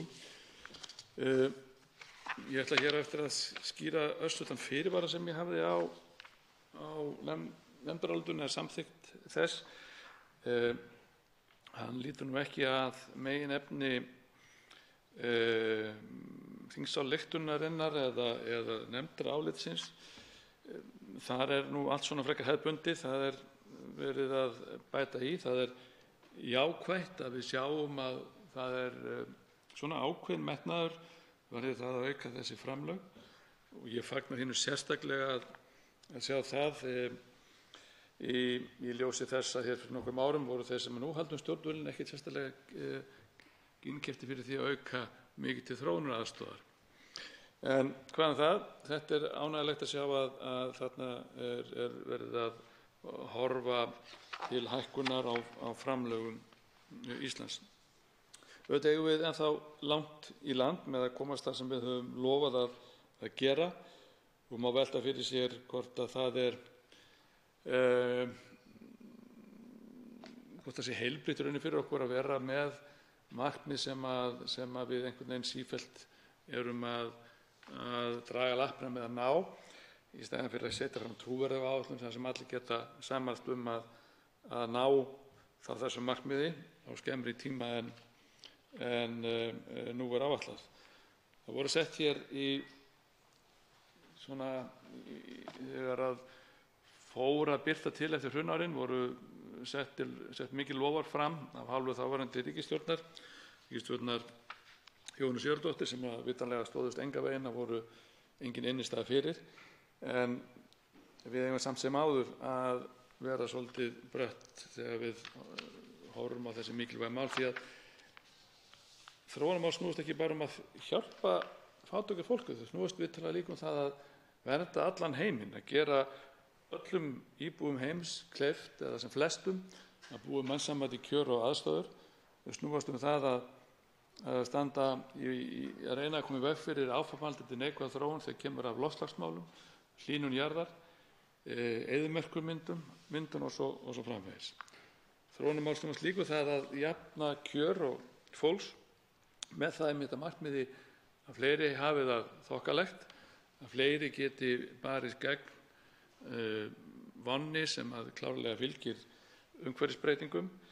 Og eitt af því sem skiptir þar miklu máli, mig langar að nefna hér, forseti, er að í ljós þess mikla áherslu sem að Ísland hefur haft í gegnum árin á jafnréttismál og jafnan hlut kvenna, þá held ég að væri áhugavert að sjá hvar við getum beitt okkur enn frekar á því að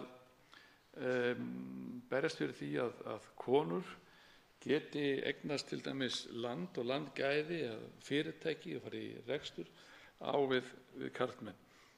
Það ekki sjálfgefið í allt og mörgum löndum. Það hins vegar tækifæri sem við ættum eða áhersla sem við ættum að skoða.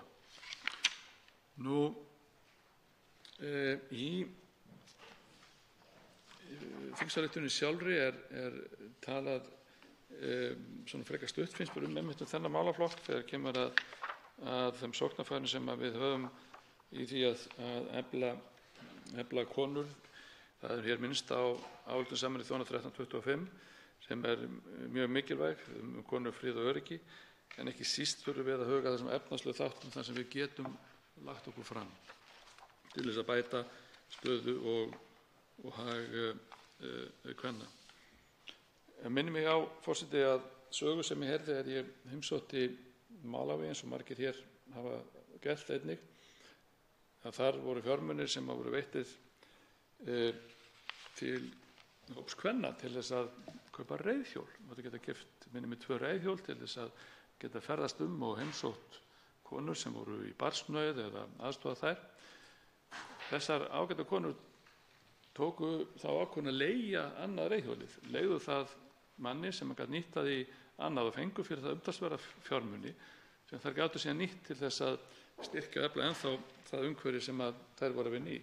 Og þarna sáum við að það þarf ekki oft mikið til þess að kveikja neista hjá fólki sem alla daga að læra, eða ekkert að læra, að bjarga sér og reyna að bjarga sér. Þarna sáum við það í verki. Við langar líka, forseti, úr því að það hér aðeins að nefna hér grein úr greinargerðinni með þingsályktuninni. Það var talað á blaðsíðu 8 í greinargerðinni alþjóðlega þróunarsamvinnu og þetta allt þekkjum við. Við að sjálfsögðu eigum að fylgja eftir þeim samningum eða því sem við höfum skrifað undir og ákveðið að taka þátt í. Parísarmarkmiðin og fjármögnunin frá Addis Ababa og allt slíkt. Ég hef þá áhyggjur af því að mér vanta kannski sérstaklega inn í þá hugsun hjá stjórnvöldum að reyna að búa til jákvæða hvata til þess að berjast gegn auknum útblæstri og gróðurhúsaáhrifunum. Ég hefði viljað sjá að í stað þess að horfa sífellt á að hækka gjöld eins og kolefnisskatta og kolefnisgjöld og slíkt, þá færum við hina leiðina. Myndum til dæmis veita hreinlega skattaafslátt þeir sem eru tilbúnir að leggja jarðefnaeldsneytis ökutækinu sínu og fara í umhverfisvænna ökutæki, að búa til eitthvað svona skattaafsláttarkerfi frekar en að þvinga einhvern veginn eða reyna að þvinga, því ég held reyndar að þetta hafi ósköp lítil áhrif að hækka þetta kolefnisgjald því að menn þurfa áfram að komast ferða sinna og leiða sinna. Sem held ég væri nær að gera það með einhvers konar jákvæðum hætti. Nú það, ástæðan fyrir því að ég er með ákveðinn fyrirvara þess sá að mér finnst ekki alveg, get ég hvernig orðað rétt röða einhvers konar samhljómur hér á milli því sem að við sáum í fjármálaáætlun, þar sem við sjáum svo hér í þingsályktunar eða þróunarsamvinnu áætlunni, því að við vitum það að, og það hefur komið fram að það er von á úttekt eða breytingum, ef ég skil þetta rétt, á því hvernig við getum reiknað út okkar framlög. Og það jafnvel að koma núna þessu ári. Þess vegna finnst mér svolítið sérstakt að það sé ekkert þykir rauninni að því og ekkert veittar neina upplýsingar sjálfur sér almennilegar fyrir nefndinni og það kann vel vera að það sé eðlilegt að menn sé ekki komnir nógu langt. Mér finnst svolítið sérstakt þá að vera að samþykkja hér einhver áætlun, þar sem er gert ráð fyrir einhverju skiptingu og prósentum og slíku, þegar þetta, eins og ég hef skilið máli, geti þetta allt saman breyst, ekki síst ef að við þurfum að endurreikna all okkar framlög út af því hvað við megum taka inn og hvað ekki. Úr að þessu lítur nú sá fyrirvari sem ég hafði við þetta mál alls saman. Síðan langar að nefna það, forseti, að við höfum í gegnum árin beint athygli okkar mjög mikið að jarðhita og jafnréttismálum og sjávarútvegi sem er gríðarlega gott. Ég held hins vegar við eigum að gefa ennþá meiri gaum og jafnvel að horfa til þess hvort að við getum alltaf vont að segja forgangsraða því að það getur verið misskilið alla vegu en horfa meira til þess þáttar sem að ég held að við getum beitt okkur miklu meira en við gerum í dag og það þegar kemur að sjálfbærri landnýtingu og landgræðslu vistfræði sem einmitt komið fram hér í breytingatillögum nefndarinnar. Landgræðsluskólinn, einn af háskólum Sameinuðu þjóðanna, alveg ótrúlega mögnuð stofnun og þar gríðarlega merkilegt starf unnið og gott, ekki síður en í hinum skólunum og ég held að væri áhugavert fyrir íslensk stjórnvöld að horfa til þess að auka enn fremur eða reyna að nýta betur þá sérþekkingu sem þar og koma henni ennþá betur að framfæri því að landeyðing er eitt af stærstu vandamálum okkar í dag. Hún ekki síst er áhrifavaldur á versnandi heilsufar umhverfisins okkar. Til máls tekur hv. 3. þingmaður Suðvesturkjördæmis, Rósa Björk Brynjólfsdóttir.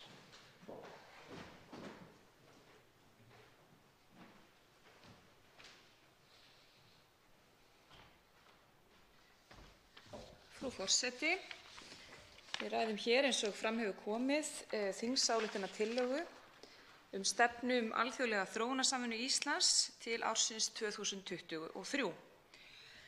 Við vitum að öflugasta tæki til að stuðla að friði í heiminum að draga úr ójöfnuði. Áherslur íslenskra stjórnvalda í utanríkismálum verða að mínu mati að bera þess rækilegt vitni, því það hægt að stuðla að því að draga úr ójöfnuði markvisst með beinum aðgerðum, ræðum og ritum. Og þegar talað beinar aðgerðir þá það aðgerðir á borð við þróunarsamvinnuna. Þetta getum við gert á alþjóðavísu til að jafna kjör fólks allan heim, en líkt og við vitum þá sívaxandi ójöfnur ein mesta ógn við heimsstríð. Ójöfnuður þegar kemur að aðgangi að auðlindum og náttúrulegum gæðum oft uppspretta átaka, fátæktar og félagslegrar niðurlægingar sem býr til ósanngjarna misskiptingu gæða á milli heimsbúa og leiðir til harðvítugra átaka fólks á millum. Jöfnuður á milli manna grundvöllur friðar og það verður Ísland að tala og beita sér fyrir í hvívetna og við verðum að vera óhrædd í áherslum okkar í alþjóðamálum að stuðla að og beita okkur með beinum og markvissum hætti að því að koma á fót róttækum breytingum á því hvernig við útdeilum völdum gæðum milli ríkja sem og innan þeirra, svo sem á milli stétta, kynja og kynþátta. Ísland á að mínu viti að beita sér alþjóðlega fyrir efnahagslegum jöfnuði á milli fólks sem dregur úr líkum á því að átök brjótist út. Og þá kemur að áherslum okkar í þróunarsamvinnu sem hér til umræðu í þetta skiptið. Þessari tillögu hún kemur inn á þróunarsamvinnu okkar til næstu ára og eins og mikið verið rætt hér í þessari umræðu þá fjármálin, þær fjárveitingar til málaflokksins mikið til umfjöllunar. Og í þeim umsögnum sem bárust við meðferð málsins fyrir nefndinni þá ríkti samhljómur það að tillagan væri jákvæð og henni bæri að fagna, en helstu athugasemdir snéru á því að ekki væri gengið nægilega langt í því að ná yfirlýsta markmiðum að framlög Íslands til þróunarsamvinnunnar yrðu 0,7% af vergri þjóðarframleiðslu. Þó væri vissulega jákvætt skref að stefnt væri að því að framlögin verði 0,35% árið 2022. Og það vissulega mjög jákvætt að loksins skuli nú áætlað að framlag Íslands til þróunarsamvinnu skuli hækka smátt og smátt næstu árin og líkt og áður þá fagna ég þeim áherslum í þróunarsamvinnu Íslands sem að framkoma í þingsályktunartillögunni að valdefla konur og stúlkur í þróunarríkjum og efla aðgang þeirra að menntun. En ég hefði viljað sjá, líkt og fleiri þingmenn sem hér hafa talað, en metnaðarfyllri markmið í fjárframlögum Íslands til þróunarsamvinnunnar. Að við myndum loksins standa við loforð okkar að uppfylla markmið Sameinuðu þjóðanna að veita 0,7% af vergum þjóðartekjum til þróunarsamvinnu og þar með skipa okkur loksins við hlið þeirra landa sem við miðum okkur alla jafna við. Og þetta á kannski sérstaklega við þegar sjaldan eða aldrei þá hafi ríkissjóður staðið jafn vel.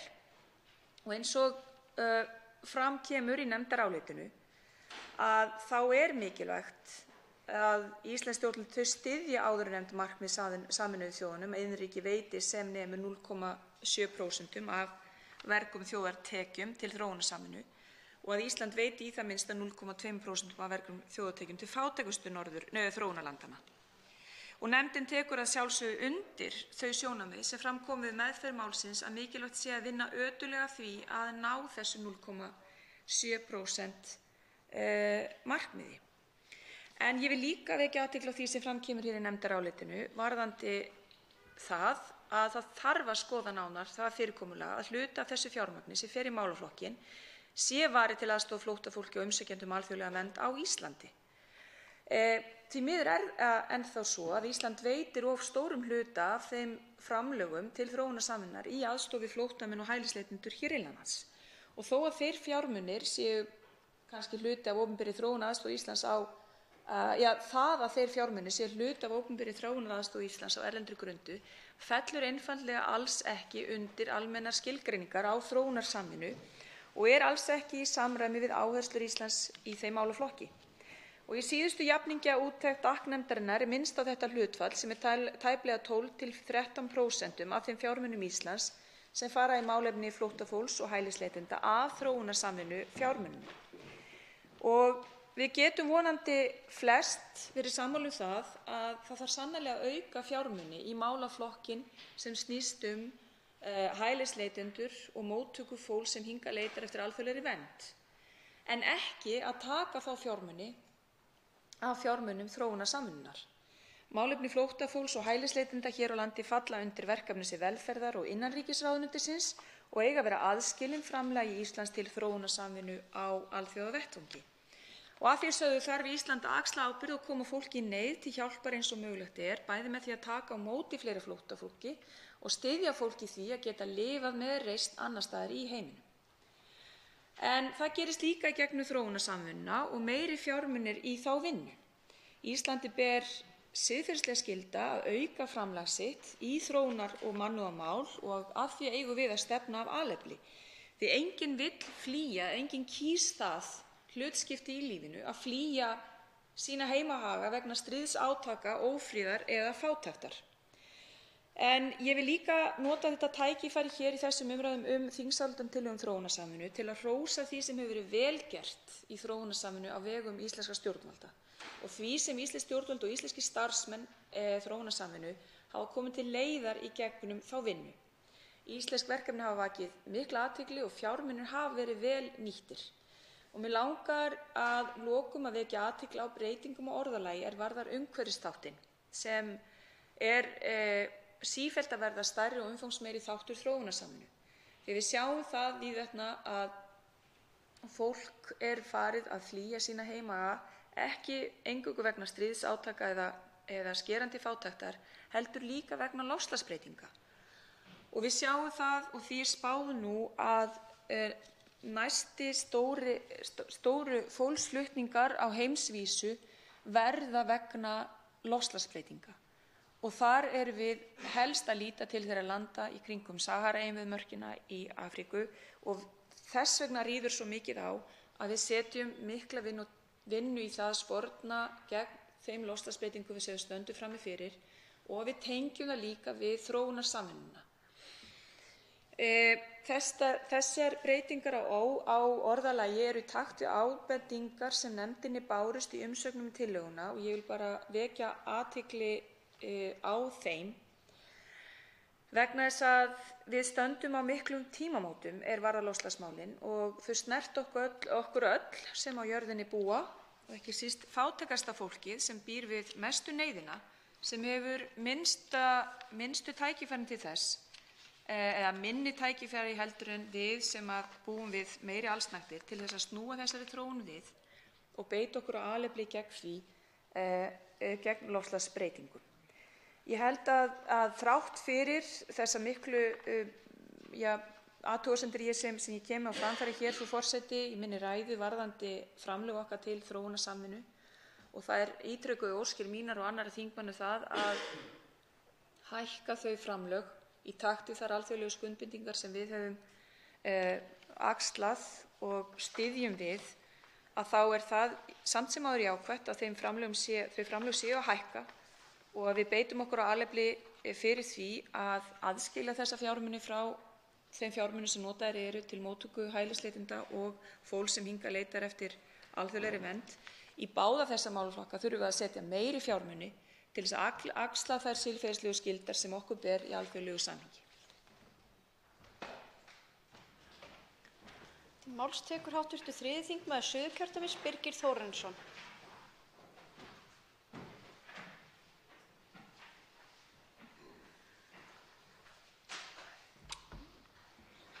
Frú forseti, við ræðum eins og fram hefur komið hér tillögu til þingsályktunar stefnu alþjóðlega þróunarsamvinnu Íslands til ársins 2023 og ég vil hér í þessari ræðu minni aðeins halda áfram það sem frá var horfið í fyrri umræðu þar sem ég ræddi svolítið eitt af áherslulöndunum okkar í tvíhliða samstarfi og það Palestína.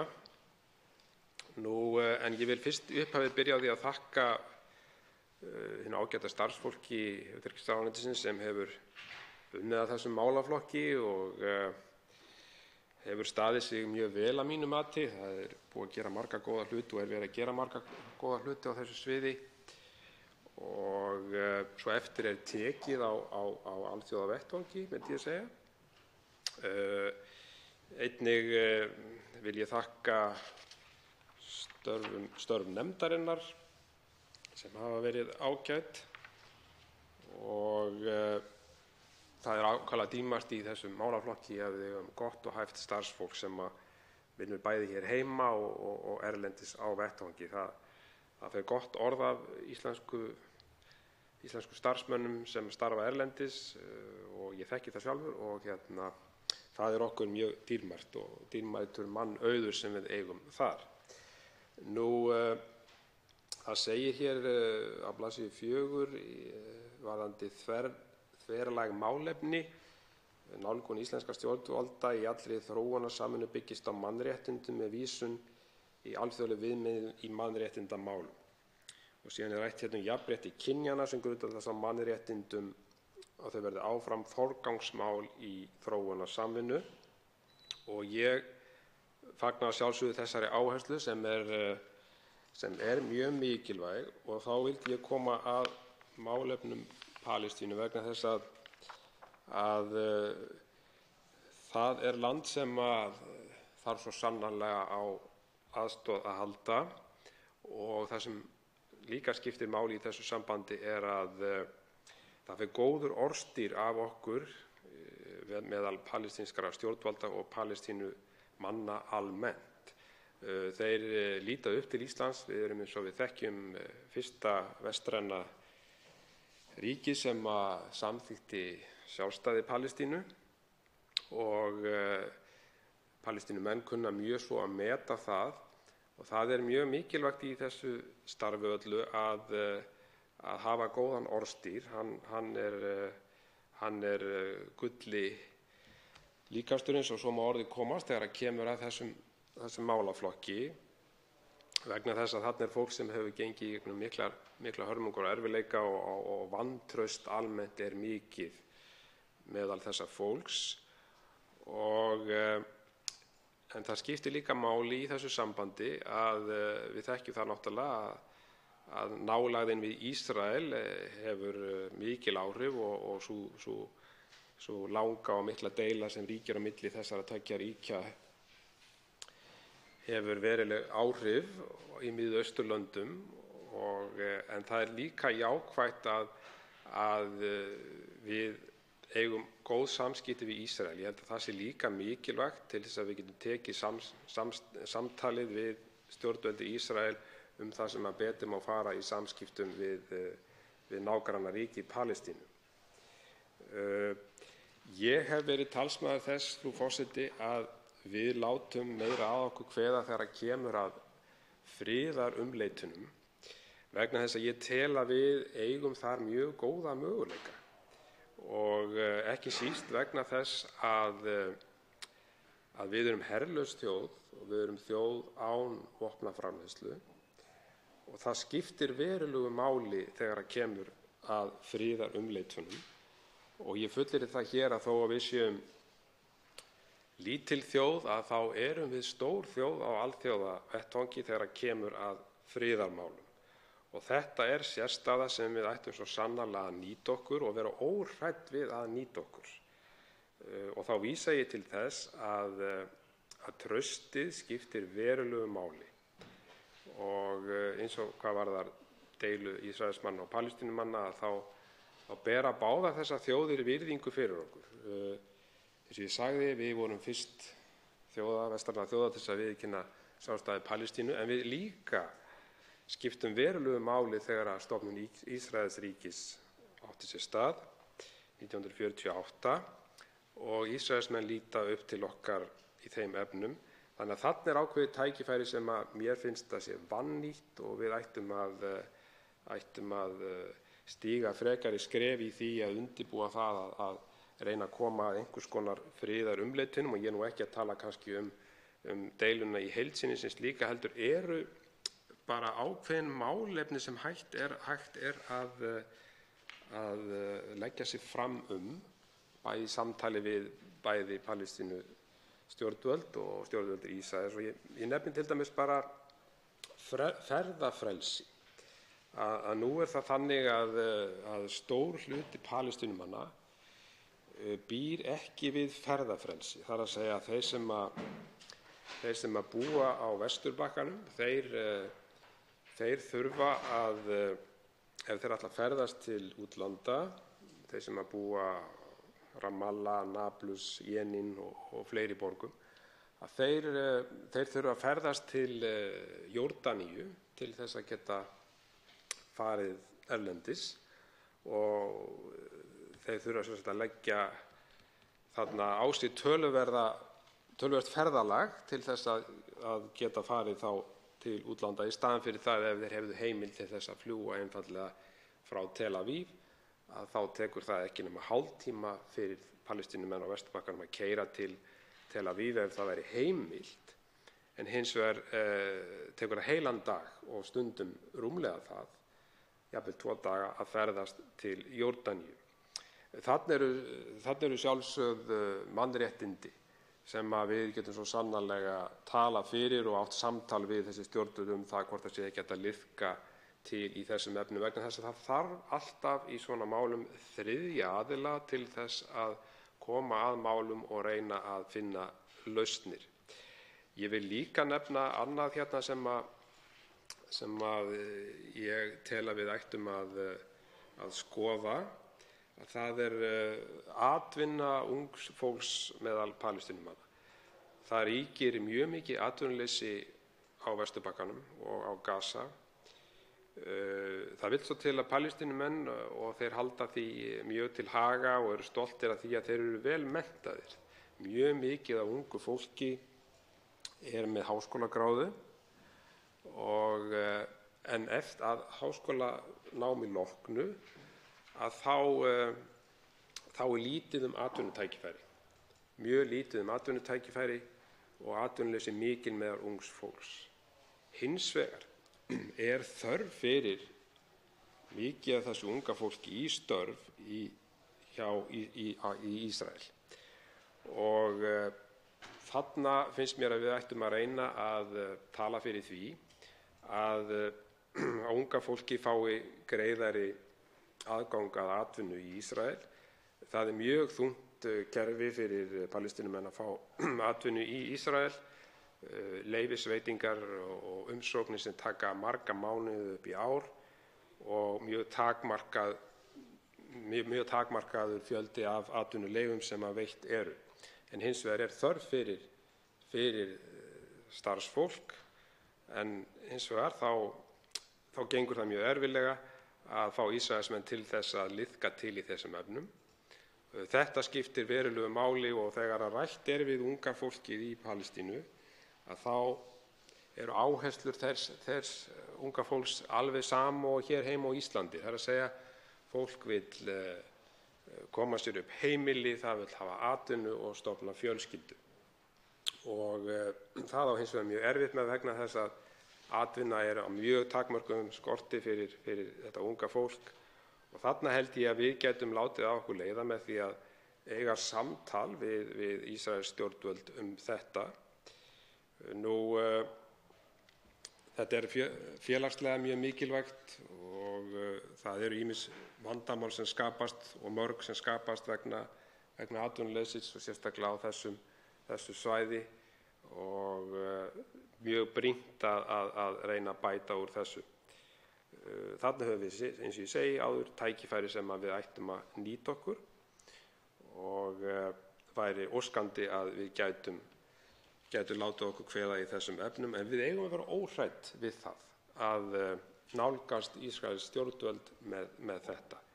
Nú síðan langar mig einnig aðeins að koma hér inn á annað sem ég tel að við gætum látið okkur kveða í þessum samskiptum, að það eru ættleiðingar. Það vill svo til að í Palestínu eru fjölmörg heimili fyrir munaðarlaus börn.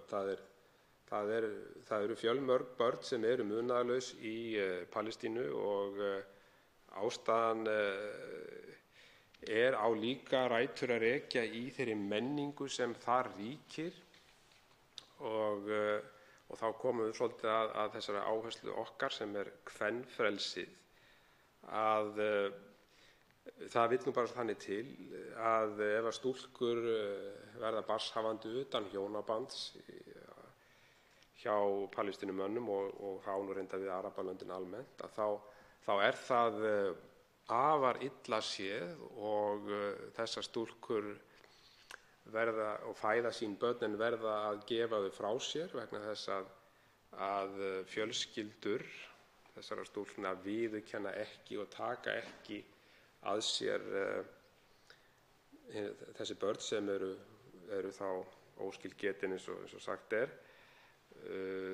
Ég hef heimsótt svona munaðarleysingjaheimili í Palestínu og það var mjög átakanlegt. Fyrsta lagi að sjá bara fjöldan, aðbúnaðurinn var ágætur en fjöldan, og það eru dæmi þess að þegar að starfsmenn koma til vinnu á morgni að þá sé barn í vöggu fyrir utan dyrnar sem búið að yfirgefa og bíður þess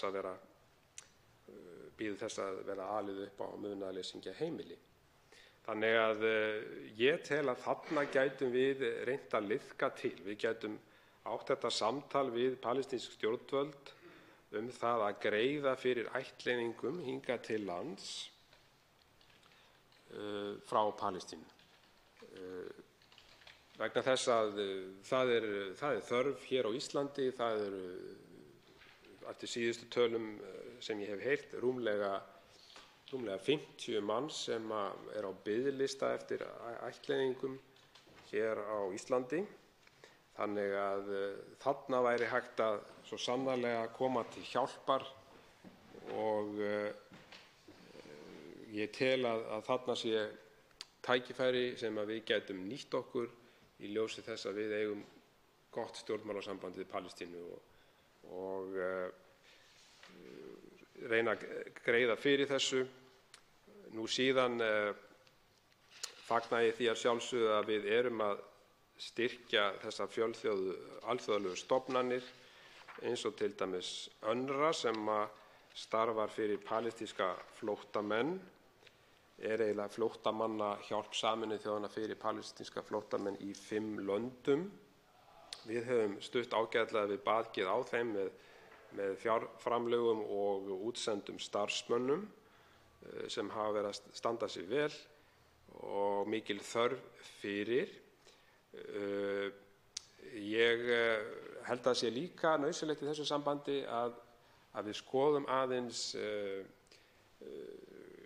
hvar þörfin er mest. Ég þekki það til dæmis frá þessari stofnun að það er mikil þörf fyrir heilbrigðisstarfsfólk og bara sem dæmi sem tekið að þá er álag á heilbrigðisstarfsfólk mjög mikið. Þessi stofnun sem ég nefndi, hún rekur sem sagt heilbrigðiskerfið, félagslega kerfið og menntakerfið fyrir rúmlega 5 milljónir palestínskra flóttamanna í 5 löndum.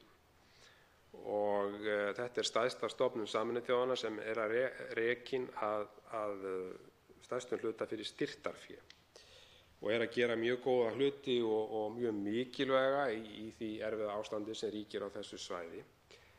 En það er ekki síst á sviði heilbrigðismála sem að þörfin er mest og sem dæmi má nefna að álagið á hjúkrunarfólk og lækna er gríðarlegt.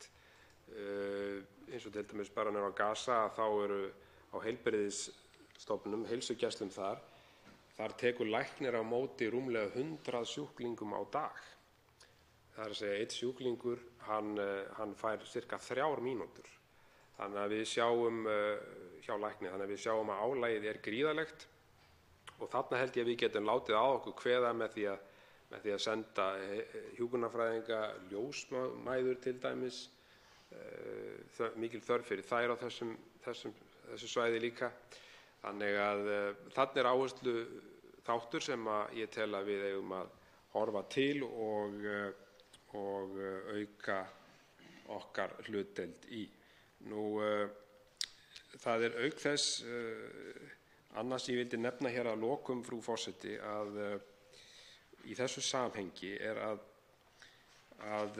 í þessum löndum sem að flóttamannahjálp Sameinuðu þjóðanna fyrir Palestínumenn starfar, að þá er það í Jórdaníu og Sýrlandi og Líbanon.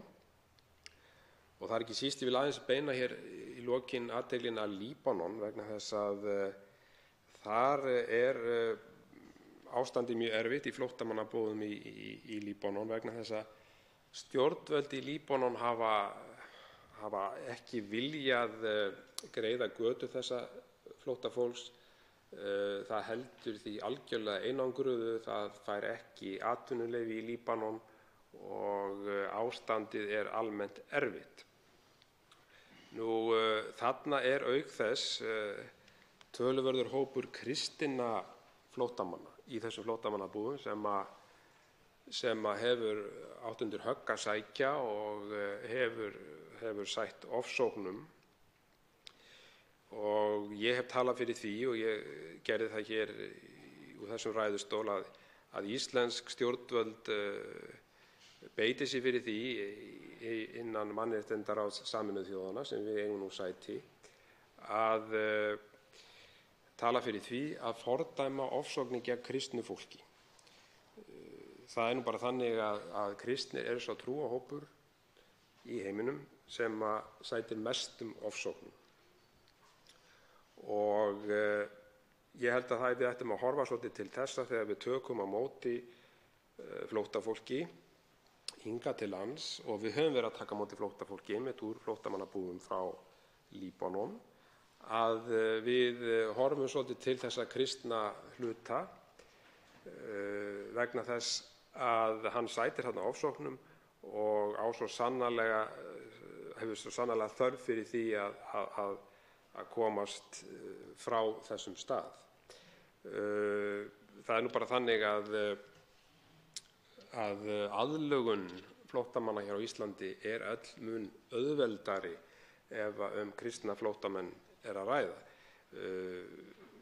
Ég er að sjálfsögðu fylgjandi því að við tökum á móti flóttamönnum hverja trúar sem þeir eru, en aðlögunin er erfiðari. Það er staðreynd í því þegar við tökum á móti flóttamönnum hingað til Íslands til dæmis sem eru múslimatrúar að öll aðlögun er erfiðari. Menningin er öðruvísi, trúin og þeir hafa átt erfiðara uppdráttar heldur en þeim sem eru kristnir. Þannig að ég tel að við ættum að skoða þennan þátt og vegna þess að það er horft upp til okkar í þessum efnum. Eins og ég segi, svo ég ljúki þessari ræðu minni, að þá er borin virðing fyrir Íslandi á þessum vettvangi. Við njótum trausts. Það er ákaflega mikilvægt í þessu samhengi og ég vil að lokum bara þakka fyrir þessa tillögu og þessar upplýsingar sem koma hér fram og fagna því að sjálfsögðu að það sé verið að auka framlög til þessa málaflokks og það er eitthvað sem við eigum að sjálfsögðu að gera og við höfum algjörlega efni á því sem velmegnandi þjóð og þörfin er víða mikil, eins og komið hefur fram hér. Það er verið að gera góða hluti og það er sjálfsögðu þakkarvert, en við eigum að halda áfram á sömu braut og bæta í. Fleiri hafa ekki kvætt sér hljóðs og er umræðu lokið en atkvæðagreiðslu frestað. Tekið er fyrir 14. dagskrármálið, aðgerðaáætlun fyrir árin 2019 til 2022 til að styrkja stöðu barna og ungmenna. Þingsályktunartillaga, mál nr. 13 á þingskjali 13, nefndarálit á þingskjali 1301, síðari umræða. Til máls tekur framsögumaður velferðarnefndar, hv. 7. þingmaður Norðvesturkjördæmis, Guðjón S. Brjánsson. Frú forseti, ég mæli hér fyrir nefndaráliti velferðarnefndar með frávísunartillögu tillögu til þingsályktunar aðgerðaáætlun fyrir árin 2019 til 2022 til að styrkja stöðu barna og ungmenna. Nefndin hefur fjallað málið og fengið á fund sinn nokkra aðila frá lögreglunni á höfuðborgarsvæðinu, fulltrúa frá UNICEF, fulltrúa frá embætti landlæknis og fulltrúa frá embætti umboðsmanns barna. Umsagnir bárust frá allnokkrum aðilum, frá embætti landlæknis, embætti umboðsmanns barna, félagi fósturforeldra, Landspítalanum, Landssamtökunum Þroskahjálp, Mannréttindaskrifstofu Íslands, Miðstöð foreldra og barna, Öryrkjabandalagi Íslands, Persónuvernd, Samtökum kvenna af erlendum uppruna á Íslandi, Umhyggjufélagi langveikra barna og Ungmennafélagi Íslands. Með þingsályktunartillögunni lagt til að ríkisstjórninni verði falið að gera tímasetta og fjármagnaða aðgerðaáætlun til þess að styrkja stöðu barna og ungmenna og fjölskyldna þeirra hér á landi. Tillögurnar eru settar fram í 7 köflum og 49 liðum og innihalda ítarlegar aðgerðir til þess að bæta afkomu barnafjölskyldna, styðja við uppeldi og efla forvarnir. Með lögum samning Sameinuðu þjóðanna réttindi barnsins, nr. 19/2013, var barnasáttmáli Sameinuðu þjóðanna lögfestur. Í almennum athugasemdum barnaréttarnefndar Sameinuðu þjóðanna innleiðingu sáttmálans, nr. 5/2003, áréttar nefndin nauðsyn þess að aðildarríkin setji sér samræmda og heildstæða aðgerðaáætlun sem þau vinni samkvæmt í þeim tilgangi að styrkja og tryggja virðingu fyrir réttindum barna. Vísað til þess meðal annars í slíkri aðgerðaáætlun skuli tekið mið af aðstæðum allra barna og skuli í því sambandi sérstaklega litið til þess hvernig megi styrkja stöðu viðkvæmra hópa. Við umfjöllun nefndarinnar kom fram að íslenska ríkið hefði ekki sett sér slíka aðgerðaáætlun. Hins vegar kom fram að þáverandi félags- og jafnréttismálaráðherra hefði skipað samráðsnefnd þingmanna sem hefði verið falið að endurskoða barnaverndarlög og leggja til aðrar breytingar sem kynnu að vera nauðsynlegar til að skapa heildarsýn í málefnum barna og þjónustu við þau. Telur nefndin að þær hugmyndir sem fram koma í þingsályktunartillögunni samræmist þeim verkefnum sem þingmannanefndinni hafa verið falin. Í samræmi við ábendingar barnaréttarnefndar Sameinuðu þjóðanna telur nefndin þó mikilvægt að þróun í málefnum barna birtist með skýrum hætti í fjármagnaðri aðgerðaáætlun sem unnin verði í samráði við öll ráðuneyti til þess að tryggja að hugmyndir að úrbótum komi til framkvæmda og að íslenska ríkið geti staðið að fullu við skuldbindingar sínar samkvæmt barnasáttmálanum. Í þingsályktunartillögunni lagt til að ríkisstjórnin vinni slíka aðgerðaáætlun í málefnum barna. Tillagan yfirgripsmikil og stefnir að því að bæta afkomu barnafjölskyldna, styðja við uppeldi og efla forvarnir. Lagðar eru til tillögur að úrbótum í þágu barna og ungmenna með þroskafrávik og geðraskanir, langveikra barna, innflytjenda, barna og ungmenna sem glíma við vímuefnavanda eða hegðunarvanda og til að vernda börn gegn heimilisofbeldi, kynferðisbrotum og vanrækslu. Þótt nefndin taki undir þau sjónarmið sem fram koma í þingsályktunartillögunni telur nefndin rétt að efni hennar verði nýtt við vinnu ríkisstjórnarinnar við að bregðast við athugasemdum barnaréttarnefndar Sameinuðu þjóðanna. Undirstrikar nefndin í því sambandi almennar athugasemdir barnaréttarnefndarinnar nr. 5/2003 að unnin verði aðgerðaáætlun í málefnum barna. Telur nefndin nauðsynlegt að ríkisstjórnin vinni þá aðgerðaáætlun svo tryggja megi þverfaglegt samráð allra ráðuneyta. Að framansögðu virtu leggur nefndin til að tillögunni verði vísað til ríkisstjórnarinnar. Ásmundur Friðriksson, hv. þingmaður, var fjarverandi við afgreiðslu málsins. Guðjón S. Brjánsson, framsögumaður, og Vilhjálmur Árnason voru fjarverandi við afgreiðslu málsins en rita undir álit þetta samkvæmt heimild í 4. málsgrein 18. greinar starfsreglna fyrir fastanefndir Alþingis. Og undir þetta nefndarálit rita Halldóra Mogensen, formaður, Guðjón S. Brjánsson, framsögumaður, Ólafur Þór Gunnarsson, Andrés Ingi Jónsson, Anna Kolbrún Árnadóttir, Guðmundur Ingi Kristinsson, Halla Signý Kristjánsdóttir og Vilhjálmur Árnason. Frú forseti, þingsályktunartillögu þeirri sem hér hefur verið lýst og reifuð í stuttu máli vísað til frekari umfjöllunar og úrvinnslu ríkisstjórnarinnar. Hún var lögð fram af hv. þingmanni Oddnýju G. Harðardóttur og hennar samflokksmönnum öllum í Samfylkingunni.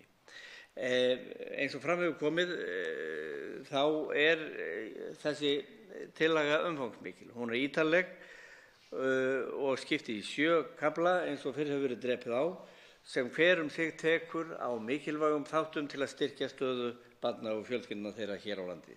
Þessi málaflokkur eins og komið hefur fram eitt af hjartans málum þingflokksins í Samfylkingar og það kom fram í umræðum í nefndinni að það engin efnislegur ágreiningur á ferðinni.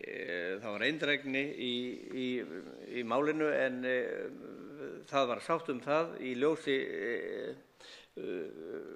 þess í hvaða ferli þessi málefni þessar mundir að vísa þessari tillögu til frekari umfjöllunar ríkisstjórnar og væntanlega þessarar þverfaglegu nefndar sem að störfum. Umsagnir sem bárust nefndinni voru allar á sömu lund að tillaga þessi væri gagnleg, þörf og tímabær. Og orð eru til alls fyrst, vissulega, en við viljum ekki láta sitja við orðin tóm og köllum auðvitað eftir raunverulegum og ábyrgum aðgerðum. Málefni barna hafa verið talsvert mikið til umræðu á hinum pólitíska vettvangi að undanförnu eins og gjarnan áður. Það eru mörg bráð og brýn verkefni sem við þurfum að vinna að og koma til framkvæmda. Til marks þær áherslur sem greina má í málaflokknum þessar mundir það sem dæmi að 1. janúar var svo breyting að skipaður var sérstakur barnamálaráðherra eða áherslur ráðherra voru á þá lund að félagsmálaráðherra heiti nú félags- og barnamálaráðherra. Auk þess starfandi eins og fyrir getið þverpólitísk þingmannanefnd málefni barna með stuðningi og í samstarfi við stýrihóp Stjórnarráðsins í málefnum barna til að fara með endurskoðun barnaverndarlaga og eftir atvikum annarra laga sem breyta þarf samhliða til að fá heildarsýn í málefnum barna eins og drepið á í nefndarálitinu. Síðan má geta þess að ráðherra lagði fyrr í þessari viku fram tillögu til þingsályktunar framkvæmdaáætlun á sviði barnaverndar fyrir árin 2019 til 2022 en samkvæmt 5. grein barnaverndarlaga nr. 80/2002 þá skal ráðherra leggja fram slíka stefnumótun að loknum hverjum sveitarstjórnarkosningum en þær voru síðast fyrir það bil 11 mánuðum. Slíka stefnumótun á að leggja fram á 4 ára fresti. Við gerð áætlunarinnar að þessu sinni boðað nýtt verklag með víðtæku og virku samráði við helstu hagsmunaaðila, sveitarfélög og stofnanir áhersluatriði og forgangsröðun. Frú forseti, efni þeirrar tillögu sem hér hefur verið reifuð í nefndaráliti fellur mjög vel að því starfi sem í deiglunni og ætti að geta auðveldað og ýtt undir raunverulega og mikilvæga aðgerðaáætlun til heilla fyrir öll börn í þessu samfélagi.